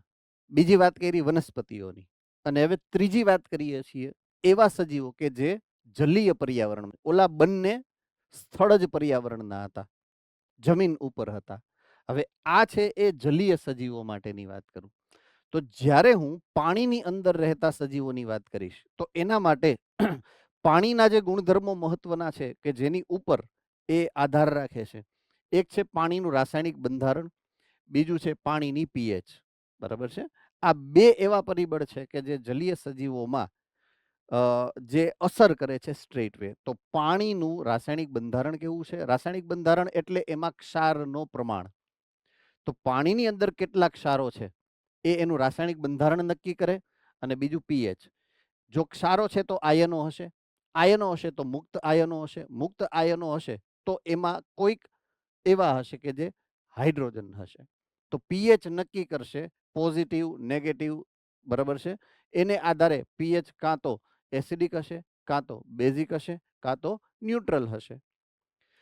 તો neutral pH, acidic pH, basic pH એ પણ પાણીનો એક અગત્યનો ગુણધર્મ છે. તો આ બે ગુણધર્મો એવા છે કે જેનો સીધી જ અસર જેની આ સજીવો પાણીમાં રહેતા હોય એની ઉપર થતી હોય છે. તો રાસાયણિક બંધારણને આધારે અહીંયા 3 પ્રકારની પાણીની વાત કરી છે કે પાણીના જે ક્ષારો છે, ક્ષારોનું જે પાણીની અંદર હાજરી છે, પ્રમાણ છે, એને આધારે 3 પ્રકારની વ્યવસ્થા આપણે જોઈ શકીએ છીએ આપણા સરાઉન્ડિંગમાં. કાં તો પાણી મીઠું પાણી હશે, દાખલા તરીકે નદી છે, સરોવર છે, ઝરણાઓ છે, એની અંદર જે પાણી આવે છે એ કેવું હશે? મીઠું પાણી હશે. બીજું પાણી હશે એ છે સમુદ્રની અંદર જોવા મળે સમુદ્રી પાણી. અને અમુક વખતે અમુક ભાગ એવા છે પૃથ્વી ઉપર કે જ્યાં અતિ ક્ષારીય પાણી જોવા મળે છે. તમે યુરોપની અંદર આવેલા મૃત સમુદ્ર એટલે કે ડેડ સી વિશે વાત સાંભળી હોય કદાચ. તમને કોક ઉપાડીને એની અંદર નાખી દે તો તમે ડૂબી ન શકો, તમે તરો છો. કારણ કે એ પાણીની ઘનતા તમારા શરીરના અંદર રહેલા જે દેહજળ છે એની જે ઘનતા છે એના કરતાં એની આ જે પાણી છે સમુદ્રનું એની ઘનતા વધારે, એટલે એ તમે ડૂબી ન શકો એમાં. બરાબર છે. તો એ અતિ ક્ષારીય પાણી છે. તો મીઠા પાણીમાં ક્ષારોનું સંકેન્દ્રણ 5% ઓછું છે. સમુદ્રના પાણીમાં 30 થી 35% જેટલું ક્ષારોનું સંકેન્દ્રણ છે. અને અતિ ક્ષારીય પ્રમાણ જે પાણી છે એમાં આ ક્ષારોનું પ્રમાણ 100 કે 100 થી વધારે, બરાબર છે, હોઈ શકે છે. તો અતિ ક્ષાર જે છે એ એની અંદર જોવા મળે છે. તો આ 3 પ્રકારના પાણીના સમૂહો આપણા પર્યાવરણની અંદર જોવા મળે છે. મીઠા પાણીના સજીવો અલગ અનુકૂલન ધરાવતા હોય છે. સમુદ્રના પાણીના જે સજીવો છે એ અલગ અનુકૂલન ધરાવતા હોય છે. સૌથી ઓછા સજીવો અતિ ક્ષારીય પાણીમાં જોવા મળે છે અને એના અનુકૂલનો તમે સમજી ગયા છો ઓલરેડી. થર્મો એસિડોફિલ. બરાબર છે. તો એ તમે બેક્ટેરિયામાં આર્કી બેક્ટેરિયા સમૂહ જે છે એની વાત કરી હતી ત્યારે આવ્યું હતું. બરાબર છે. તો અમુક જે બેક્ટેરિયા છે એ અતિ ક્ષારવાળા વિસ્તારોમાં, બરાબર છે, જોવા મળે છે. એમાં એક એસિડોફિલ, બીજા હતા હેલોફિલ. હેલોફિલ ઈયા આની અંદર હોય, હેલોફિલ. બરાબર છે. ક્ષારની સાથે સંકળાયેલ શબ્દ છે હેલાઈન. એટલે એની સાથે જે બેક્ટેરિયાને જોડવાના છે હેલોફિલ, એવું યાદ રાખવાનું છે તમારે. હેલોફિલ, હેલાઈન અને ક્ષાર આ શબ્દો એકબીજા સાથે જોડાયેલા છે. જેમ થર્મલ શબ્દ ઉષ્મા માટે લાગુ પડે એમ હેલાઈન શબ્દ ક્ષાર માટે લાગુ પડે છે. આ બધી ટર્મિનોલોજીસ છે જે તમારે યાદ રાખવી પડે. ઓકે, હવે આમાં કોઈને ડાઉટ નથી એવું માની લઉં છું. ડાઉટ હોય તો તમે હેન્ડ રેઇઝ કરીને પૂછી શકશો. ઓકે, સો લવણીય એટલે કે ક્ષારીય ની વાત આપણે જે કરી એ જે પ્રમાણે આપણે ટેમ્પરેચર તાપમાનની અંદર 2 પ્રકારના સજીવો હતા એ પ્રમાણે ક્ષારોના સહનશીલતાનું જે મુદ્દો છે. તો ઘણા એવા સજીવો છે, ઘણા એવા સજીવ છે કે જે ક્ષારોની વિશાળ જે રેન્જ છે એને સહન કરી શકે. એને કહેવાય પૃથુ લવણી. અને જે ઓછી ફેરફારને સહન કરી શકે છે એને કહેવાય તનુ લવણી. તો તાપમાનનો લાંબો ગાળો અથવા તો મર્યાદા સહન કરી શકનાર સજીવને કહેવાય પૃથુ લવણી. બરાબર છે. અથવા તો થર્મોહેલાઇન અને સ્ટીનોહેલાઇન એવા શબ્દો છે. બરાબર છે. તો તાપમાનનો ટૂંકો મર્યાદા સહન કરી શકનાર સજીવ છે એ છે તનુ લવણીય. તો આ બે શબ્દો ને અને ઓલા બે શબ્દોમાં તફાવત ખાલી એના પોસ્ટફિક્સ. પોસ્ટફિક્સ પાછલા શબ્દો અહીંયા લવણીય આવે, વાં તાપી આવે એટલું જ, બરાબર છે. એટલે એક તાપમાનની મર્યાદાની સહનશીલતા છે અને એક ક્ષારોના સહનશીલતાનો એક મર્યાદા છે.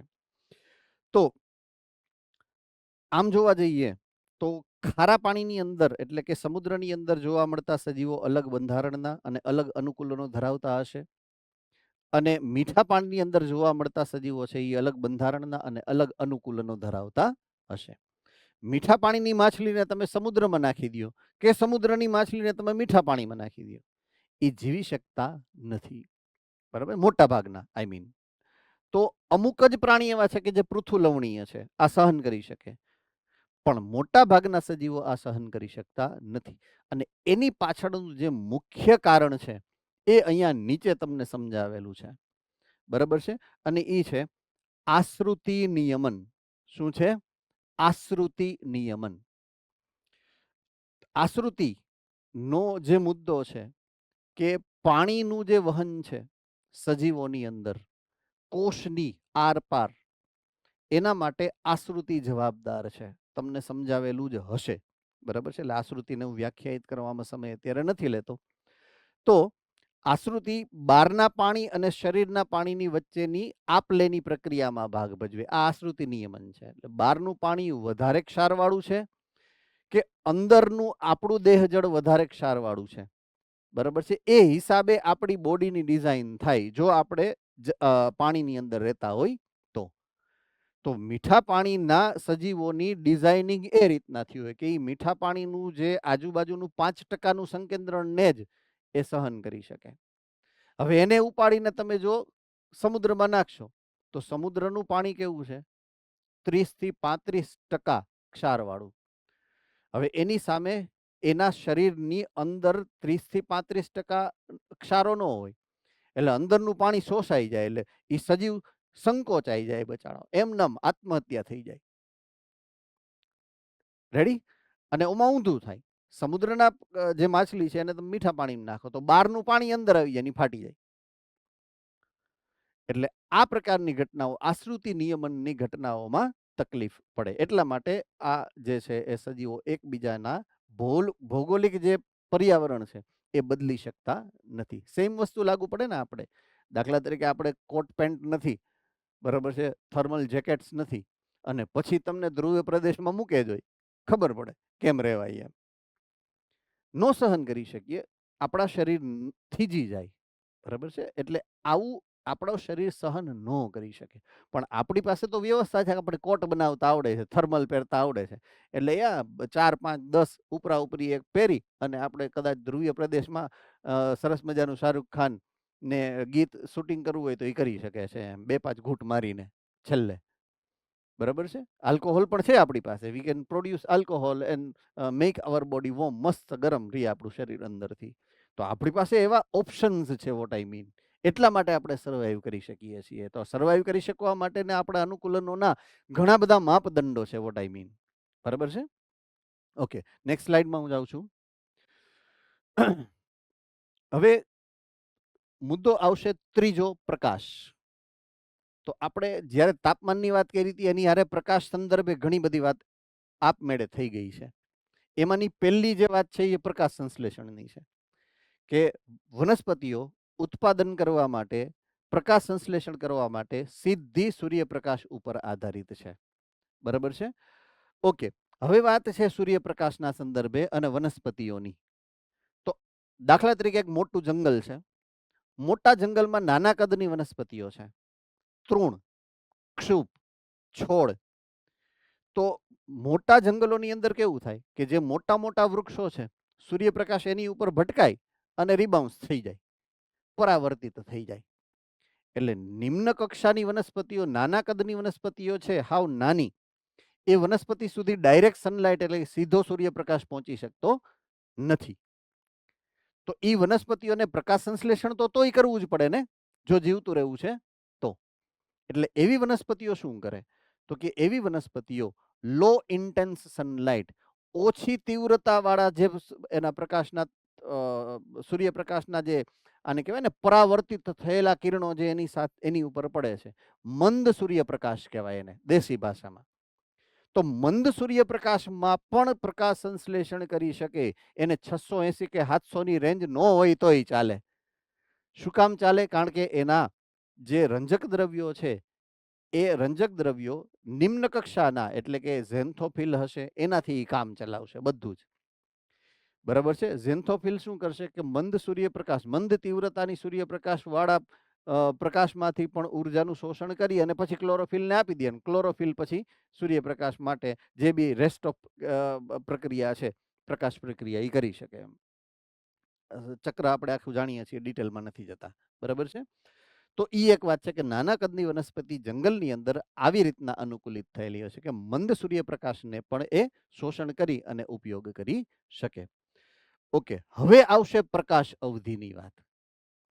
બરાબર છે. પ્રકાશ અવધિની વાત હાવ શરૂઆતમાં આપણે રાજકોટ ગુરુકુલના વિદ્યાર્થી મિત્રએ આપણે હાઇલાઇટમાં આપી હતી આપણને, અને એ શબ્દ મેં કીધું હતું કે હું પછી એક્સપ્લેન કરીશ. તો એ આ પ્રકાશ અવધિ છે. તો જ્યારે આપણે સૂર્યપ્રકાશની વાત કરશું, બરાબર છે, ત્યારે આપણે પ્રકાશ અવધિને ધ્યાનમાં લેશું. પ્રકાશ અવધિનો મતલબ એ છે કે આખા દિવસ દરમિયાન કેટલા સમય માટે સૂર્યપ્રકાશ તમને મળે છે. દાખલા તરીકે ઉનાળો છે તો ઉનાળામાં પ્રકાશ તમને વધારે સમય માટે મળે છે, અને શિયાળો છે તો દિવસ ટૂંકો હોય એટલે સૂર્યપ્રકાશ ઓછો મળે છે. આ પ્રકાશ અવધિ છે. બરાબર છે. તો અમુક વનસ્પતિ એવી છે કે જે શિયાળામાં વધારે થતી હોય, શિયાળામાં પુષ્પ સર્જન થાય એનું, શિયાળામાં એના ફળ ફ્રૂટ મળે તમને. રાઈટ. અમુક વનસ્પતિ એવી છે કે ઉનાળામાં થતી હોય, ઉનાળામાં એના ફળ મળે તમને. હવે તમે કોરિલેટ કરી શકશો. બરાબર છે કે ઉનાળામાં એને જે ટેમ્પરેચર જોઈ છે, તાપમાન, હવે હું તાપમાન ઉપર ગયો પાછો ઓલા આંબામાં. બરાબર છે. તો એક તો લાંબો દિવસ છે અને એની બળબડતી જે બપોર છે મસ્તીની 12 વાગ્યાથી લઈને 4 વાગ્યા સુધી જે ટેમ્પરેચર થાય, એવું ટેમ્પરેચર એને શિયાળામાં ન મળે.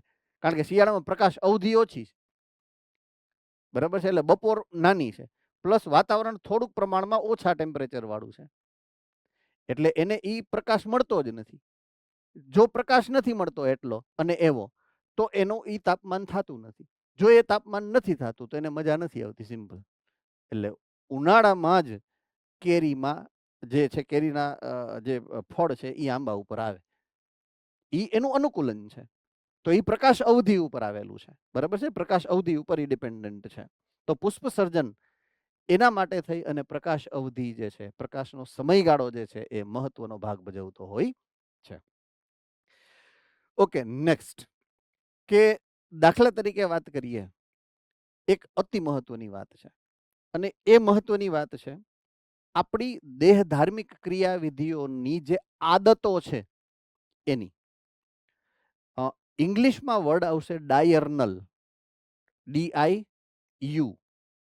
બરાબર છે. DIU પછી અર્નલ, URANL, અર્નલ. ડાયર્નલ એટલે કે દૈનિક ક્રિયાવિધિ.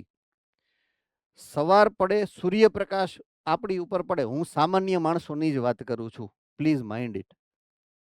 દિવસ ઉગે એટલે ઊંઘ ઉડે. બરાબર છે. ઘણાઈને ન ઉડતી હોય, એ અલગ વાત છે. દિવસ ઉગે, આથમે, બરાબર, ગમે એ અવાજ થાય, કોઈ ફરક ન પડે એવા પણ, બરાબર, આમ જેને કહેવાય ને કે વિશિષ્ટ પ્રકારના માણસો પણ હશે. હું સામાન્ય માણસોની વાત અત્યારે કરું છું. તો દિવસ ઉગે, સૂર્યપ્રકાશ આવે અને આપણી ઊંઘ ઉડે, એ સામાન્ય ક્રિયાવિધિ છે. અને એ જ સૂર્ય જ્યારે આથમી જાય ને સાંજ પડે, રાત પડે ને પછી એમ કહે કે હવે ચેપ્ટર નંબર 9 વાંચવા બેહો. ઓહો, અત્યારે જો ઘણા બગાસા ખાય.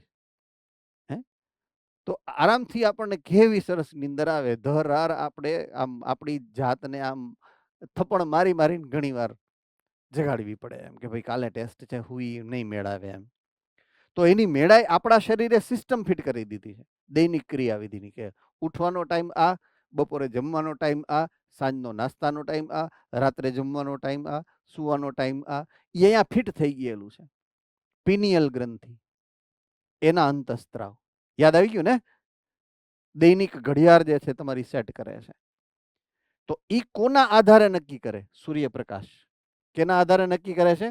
સૂર્યપ્રકાશને આધારે. તો સૂર્યપ્રકાશની હાજરીને કારણે આ સેટ થાય છે તમારી દૈનિક ક્રિયાવિધિ. બરાબર છે. હવે જ્યારે વાત કરીએ છીએ નૈસર્ગિક પર્યાવરણની, બરાબર છે. નૈસર્ગિક પર્યાવરણની તમે આજુબાજુમાંય તમે આરામથી માર્ક કરી શકો એવી એક ક્રિયાવિધિ છે. અમુક અમુક સજીવો, દાખલા તરીકે વહેલી સવારે તમે આંખ ખોલો, આજુબાજુમાં શું થાય છે એ જોવાનો પ્રયત્ન કરો, સરસ મજાના પંખીડા ચારે બાજુ ઉડતા હશે, ચી ચી ચા ચા જે છે સરસ મજાના અવાજો થતા હશે, પતંગિયાઓ કદાચ ઉડતા હશે. તો એનો મતલબ શું છે કે વહેલી સવારે એને ઈ ગમે છે કરવું. ઈ જ વસ્તુ ઈ જ જગ્યાએ તમે બપોરે ઉભા રહેજો, જોઈ ખાલી ગાય અને કૂતરા બે જ જગ્યાએ જોવા, બે જ પ્રકારના પ્રાણીઓ જોવા, વધીને ભેંય. શું કામ? કારણ કે આપણે જે ઓલી સવારના પોરમાં મમ્મીએ બધા માટે રસોઈ બનાવી હોય એમાંથી આપણે ખાધી ન હોય, એટલે આપણી જે રોટલી વધી હોય ને એ 12 રોટલા ઉપર રાખી હોય, એ ખાવા માટે આવે, કાં ગાય ને કાં કૂતરા, બાકી કોઈ જોવા ન મળે. તો પ્રાણીઓની સિસ્ટમ એવી છે, સૂર્યપ્રકાશ ઉપર આધારિત છે. એને ખાવું હોય ત્યારે એ વહેલી સવારે નીકળે કાં મોડી સાંજે નીકળે, જ્યારે સૂર્યપ્રકાશ ન હોય ત્યારે, કારણ કે સૂર્યપ્રકાશ દજાડે છે આપણને બધાને. બરાબર છે. આપણે તો કારમાં આવતા હોય, સ્કૂટરમાં આવતા હોય, એટલે સનસનાટી બોલતી હોય એટલે વાંધો ન આવે, હે ને. પણ પ્રાણીઓને તો એવી કોઈ સિસ્ટમ નથી કે એક્ટિવા લઈ દે કોઈ, એટલે એને તો તકલીફ પડવાની જ છે. બરાબર છે. તો પ્રાણીઓમાં એક એની ખોરાક લેવાની, એટલે કે ચરણની પદ્ધતિ અહીંયા લખેલું છે મેં, તમે જ્યારે લખશો ત્યારે આવશે એટલે હું એને એક્સપ્લેન કરું છું. બીજી છે પ્રજનન. પ્રાણીઓ પ્રજનન માટે તાપમાન અને સૂર્યપ્રકાશ ઉપર આધારિત હોય છે. ત્રીજું સ્થળાંતરણ. બરાબર છે. દાખલા તરીકે જ્યારે વાતાવરણ અતિશય ખરાબ બનશે, સૂર્યપ્રકાશ હાવ અવેલેબલ ન હોય, તાપમાન સાવ નિમ્ન થઈ જાય, ત્યારે ધ્રુવીય પ્રદેશમાંથી પ્રાણીઓ પક્ષીઓ બધા માઇગ્રેટ થાય, સ્થળાંતરિત થઈ અને વિષુવવૃત્તીય પ્રદેશ તરફ આવે ને પછી પાછા એનું નોર્મલ થઈ જાય ટેમ્પરેચર, એટલે પાછા વયા જાય. આવી સ્થળાંતરિત કરતા પ્રાણીઓની વાત આપણે ઘણી બધી સાંભળી હશે, સમજી હશે. તો સૂર્યપ્રકાશ જે છે એ સ્થળાંતરણનો પણ એક કારણ બને છે. ઓકે, આપણા માટે પ્રકાશનો જે મૂળ સ્ત્રોત છે એ સૂર્ય છે. બરાબર છે. હવે જ્યારે સૂર્યપ્રકાશની વાત કરશું તો જમીન ઉપર રહેતા સજીવો માટે મોટા ભાગના સજીવો એવા છે કે જેને સૂર્યપ્રકાશ મળી રહે છે. પણ જ્યારે સમુદ્રી સૃષ્ટિની વાત કરશું, આપણે સમુદ્રના નિવસન તંત્રોની વાત કરશું, ત્યારે સૂર્યપ્રકાશ જે એને મળે છે, સૂર્યપ્રકાશ પાણીની અંદર જાય તો વધીને 500 મીટરની ઊંડાઈ એવી છે કે જ્યાં સુધી સૂર્યપ્રકાશ જઈ શકે. બરાબર. પછી ઠરી જાય. બરાબર. સૂર્યપ્રકાશ પછી નીચે જઈ શકતો નથી, એટલે નીચે અંધારું જોઈ. એટલે અહીંયા એના જે પ્રાણીઓ છે એ માત્ર સૂર્યપ્રકાશની ગેરહાજરીમાં રહેવા માટે અનુકૂલિત થયેલા હોય, એટલે એનું અનુકૂલન આખું અલગ પ્રકારનું હોય. એને ઉર્જા સૂર્યપ્રકાશમાંથી મળવાની જ નથી. બરાબર છે. એની ઉર્જાનો મૂળ સ્ત્રોત સૂર્યપ્રકાશ નહીં હોય. આ ખાસ એક યાદ રાખવાનું છે. ઓકે, નેક્સ્ટ અને છેલ્લો મુદ્દો. સૂર્યપ્રકાશના વિકિરણો જે છે એ અલગ અલગ તરંગ લંબાઈના ઘણા બધા પ્રકારના વિકિરણોનો સમૂહ છે. અને બધાય પ્રકારના વિકિરણો આપણે મજા જ કરાવે છે એવું નથી, અથવા તો ઉત્પાદકતા માટે જવાબદાર છે એવું નથી. ઉત્પાદકતા માટે જવાબદાર અથવા તો પ્રકાશ સંશ્લેષણ માટે ઉપયોગી જે તરંગ લંબાઈનો મર્યાદા છે એ છે 400 નેનોમીટરથી 700 nanometre. PAR, photosynthetically adaptive radiation. આ તમે સમજી ચૂક્યા છો પ્રકાશ સંશ્લેષણની અંદર. એનાથી નીચે અથવા તો એનાથી ઉપર એ પ્રકાશ સંશ્લેષણ માટે ઉપયોગી નથી. ઓકે, અમુક સૂર્યપ્રકાશની ઉર્જાનો અથવા તો વિકિરણોનો અમુક જથ્થો, જેને તમે કહો છો અલ્ટ્રાવાયોલેટ વિકિરણો, યુવી રેઝ, તો એ તો દરેક સજીવને નુકસાન કરે છે. બરાબર છે. એટલે પ્રકાશમાં પણ ગુણવત્તા છે. સૂર્યપ્રકાશ પણ ગુણવત્તાયુક્ત છે કે નહીં? હવે જે સૂર્યપ્રકાશ વાતાવરણમાંથી પસાર થઈને આવે છે એ તો ઓઝોન લેયરમાંથી ગળાઈને આવે છે, એટલે યુવી રેઝ બધાય ભાગી જાય છે દૂર, એટલે સૂર્યપ્રકાશમાં યુવી રેઝ આપણને નડતા નથી. બરાબર છે. પણ ઓઝોન લેયરની અંદર જે ડિપ્લીશન અથવા તો ગાબડું પડ્યું અને યુવી રેઝ પડવા માંડ્યા, એની અસર સીધી દરેક સજીવો ઉપર થતી હોય છે. એટલે સૂર્યપ્રકાશમાં પણ અમુક તરંગ લંબાઈ ના વિકિરણો એવા છે કે જે આપણે ગુણવત્તાની દ્રષ્ટિએ નુકસાન કરી શકે છે. હવે છેલ્લો મુદ્દો અને ચોથો મુદ્દો એ છે જમીન. બરાબર છે. 5 મિનિટનો સમય છે અને ત્યાં સુધીમાં આપણે લગભગ આ મુદ્દાની વાત પૂરી કરી શકશું. જમીન આપણા માટે નિવાસ સ્થાન છે. જમીનની કાં તો આપણે એટલે સજીવો કાં તો જમીનની ઉપર રહેતા હશે અથવા તો જમીનની અંદર રહેતા હશે દર બનાવીને. બરાબર છે. મોટા ભાગના સજીવો સંખ્યાની રીતે જોઈએ તો જમીનની અંદર રહે છે, સૂક્ષ્મજીવો અને ફૂગ. બરાબર છે. અને ઉપર રહેવા વાળાની સંખ્યા પ્રમાણમાં ઓછી છે, વનસ્પતિઓ અને પ્રાણીઓ. તો જ્યારે નંબર એટલે કે સંખ્યાની કમ્પેરિઝન કરો તો જમીનની અંદર રહેવા વાળા સભ્ય સંખ્યા વધી જાય બહાર રહેવા વાળા કરતા. બરાબર છે. આ ખાસ યાદ રાખવું એમ. તો અલગ અલગ જગ્યાએ આખી પૃથ્વીની જે સપાટી છે એના ગુણધર્મોની આપણે જ્યારે ચર્ચા કરીએ તો દરેક જગ્યાએ જમીન એક સરખી નથી ગુણધર્મની દ્રષ્ટિએ. ક્યાંક પર્વતીય વિસ્તાર છે, ક્યાંક રણ પ્રદેશ છે, ક્યાંક સરસ મજાની માટીવાળી જમીન છે, ક્યાંક ફ્લેટ એટલે કે સપાટ જમીન છે. અને દરેક જમીન અલગ અલગ રીતે બનેલી છે. તો જુદી જુદી જગ્યાએ ભૂમિ સ્વરૂપ એટલે જમીનનું જે સ્વરૂપ છે એ અલગ પ્રકારનું છે, એના ગુણધર્મો છે એ અલગ પ્રકારના છે. તો ભૂમિનું સ્વરૂપ અને ભૂમિના ગુણધર્મો આ બે મુદ્દાઓ આપણા માટે ખાસ મહત્વના છે. બરાબર છે. હવે કોના માટે મહત્વના છે તો કે જ્યારે વરસાદ આવશે, બરાબર છે, અને પાણીને સંગ્રહ કરવાની વાત આવશે તો પાણી જમીનની અંદર ઉતરી અને જમીનમાં સંગ્રહ થઈ શકે કે નહીં એનો આધાર અને એને કારણે આ બે ગુણધર્મો મહત્વના બને. એક ભૂમિ સ્વરૂપ, જમીન કઈ રીતે શેનાથી બનેલી છે. તો પથ્થરોથી બનેલી હોય કે રેતીથી બનેલી હોય તો ગમે એટલો વરસાદ આવે એ સીધો અંદર ઉતરી જાય, જમીન એને રોકી નથી શકતી. બરાબર છે. એની બદલે જો માટીથી બનેલી હશે તો માટીના કણોની વચ્ચે પાણીના જે અણુઓ છે એ એની આજુબાજુમાં સંગ્રહિત થઈ શકે છે, જોડાઈ શકે છે, અને જમીનમાં સંગ્રહિત પાણીની માત્રા મોટી હોઈ શકે છે. બરાબર છે. એટલે જમીનના ગુણધર્મો આ છે કે એ પાણીનો સંગ્રહ કરી શકે છે કે નથી કરી શકતી. બરાબર છે. આ ઉપરાંત ગુણધર્મોની વાત કરીએ તો પીએચ વગેરે પણ, ક્ષારોનું પ્રમાણ કેટલું છે, આયનોનું પ્રમાણ કેટલું છે એ પણ એના આંતરિક ગુણધર્મોમાં ગણાશે. તો ભૂમિના અલગ અલગ ગુણધર્મો, એમાં પહેલું છે જમીનનું બંધારણ કેવું છે, બીજું એના કણોનું કદ કેટલું છે. કણો અતિ ઝીણા હોય, ક્લે કહેવાય એને, ક્લે, ચીકણી માટી. બરાબર છે. જે પાણીના સંગ્રહ માટે યોગ્ય નથી. એનાથી મોટી સામાન્ય માટી એ બેસ્ટ, સૌથી સારી, કે જે વધુમાં વધુ પાણીનો સંગ્રહ કરી શકે. પછી આવે રેતી અને પછી આવશે પથ્થરો, પથ્થરોથી લઈ અને મોટી શિલાઓ સુધી. તો આ અલગ અલગ પ્રકારના એના કણો છે અને આ કણો એકબીજા સાથે જોડાણ કરેલા હોય, એટલે કણોનું જોડાણ, આ બધા જ એના ગુણધર્મો છે. એને કારણે જમીન કે માટીની અંતઃસ્ત્રવણ શક્તિ અને જલ ધારણ શક્તિ નક્કી થાય. અંતઃસ્ત્રવણ શક્તિ એટલે પાણી નાખો અને સીધું ઊંડું ઉતરી જાય, એને અંતઃસ્ત્રવણ શક્તિ કહેવાય. પાણી નાખો અને એ પાણી જમીનની અંદર સંગ્રહિત બને એને જલધારક શક્તિ કહેવાય. તો આ બે શક્તિ મહત્વની છે ખાસ વનસ્પતિઓ માટે.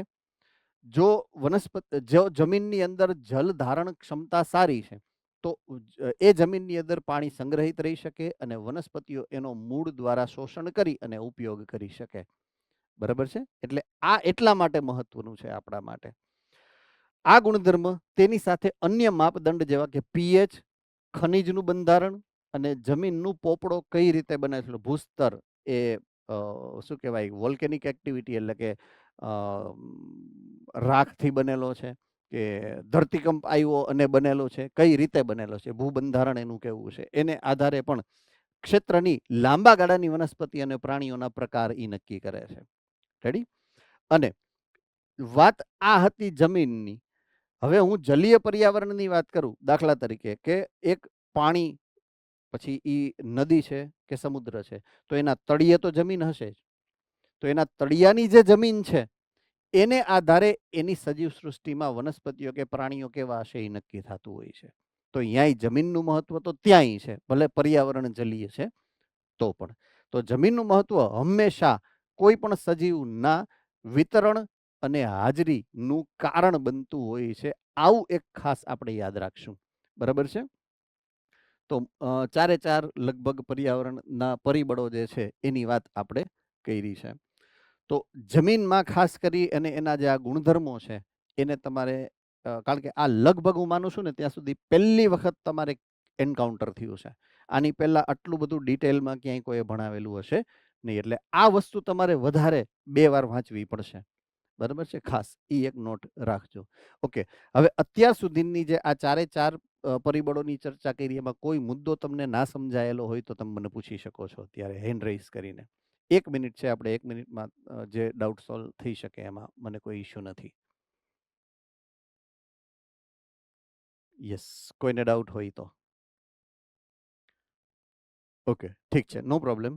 આપણે આના પછીના લેક્ચરમાં એટલે કે પરમ દિવસ આપણે આ 4 પ્રકારના જે પરિબળોની વાત કરી, તો સજીવો આ પરિબળોની સામે કેવા પ્રકારની પ્રતિક્રિયાઓ આપે છે. અગત્યની, આ બહુ જ અગત્યની વાત છે કે આપણે હવે આપણી વાત કરીએ છીએ, આ પરિબળોની સામે આપણે શું પ્રતિક્રિયા આપીએ છીએ, એ મુદ્દાની વાત આપણે આવતી લેક્ચરની અંદર કરશું. બરાબર છે? તો આજનો લેક્ચર અહીંયા આપણે પૂરો કરીએ છીએ. Thank you very much. અને ખાસ યાદ રાખજો, ચેપ્ટર નંબર 9 તમારે રિવિઝન કરવાનું છે અને એક વધારાનો ટાસ્ક મેં ઓલી એમ્ફીબોલિક પાથવે નો આપેલો છે. એટલે આ 2 વસ્તુને કન્સિડર કરી અને તમે આગળ વધજો. બરાબર છે? Thank you very much. Have a nice time.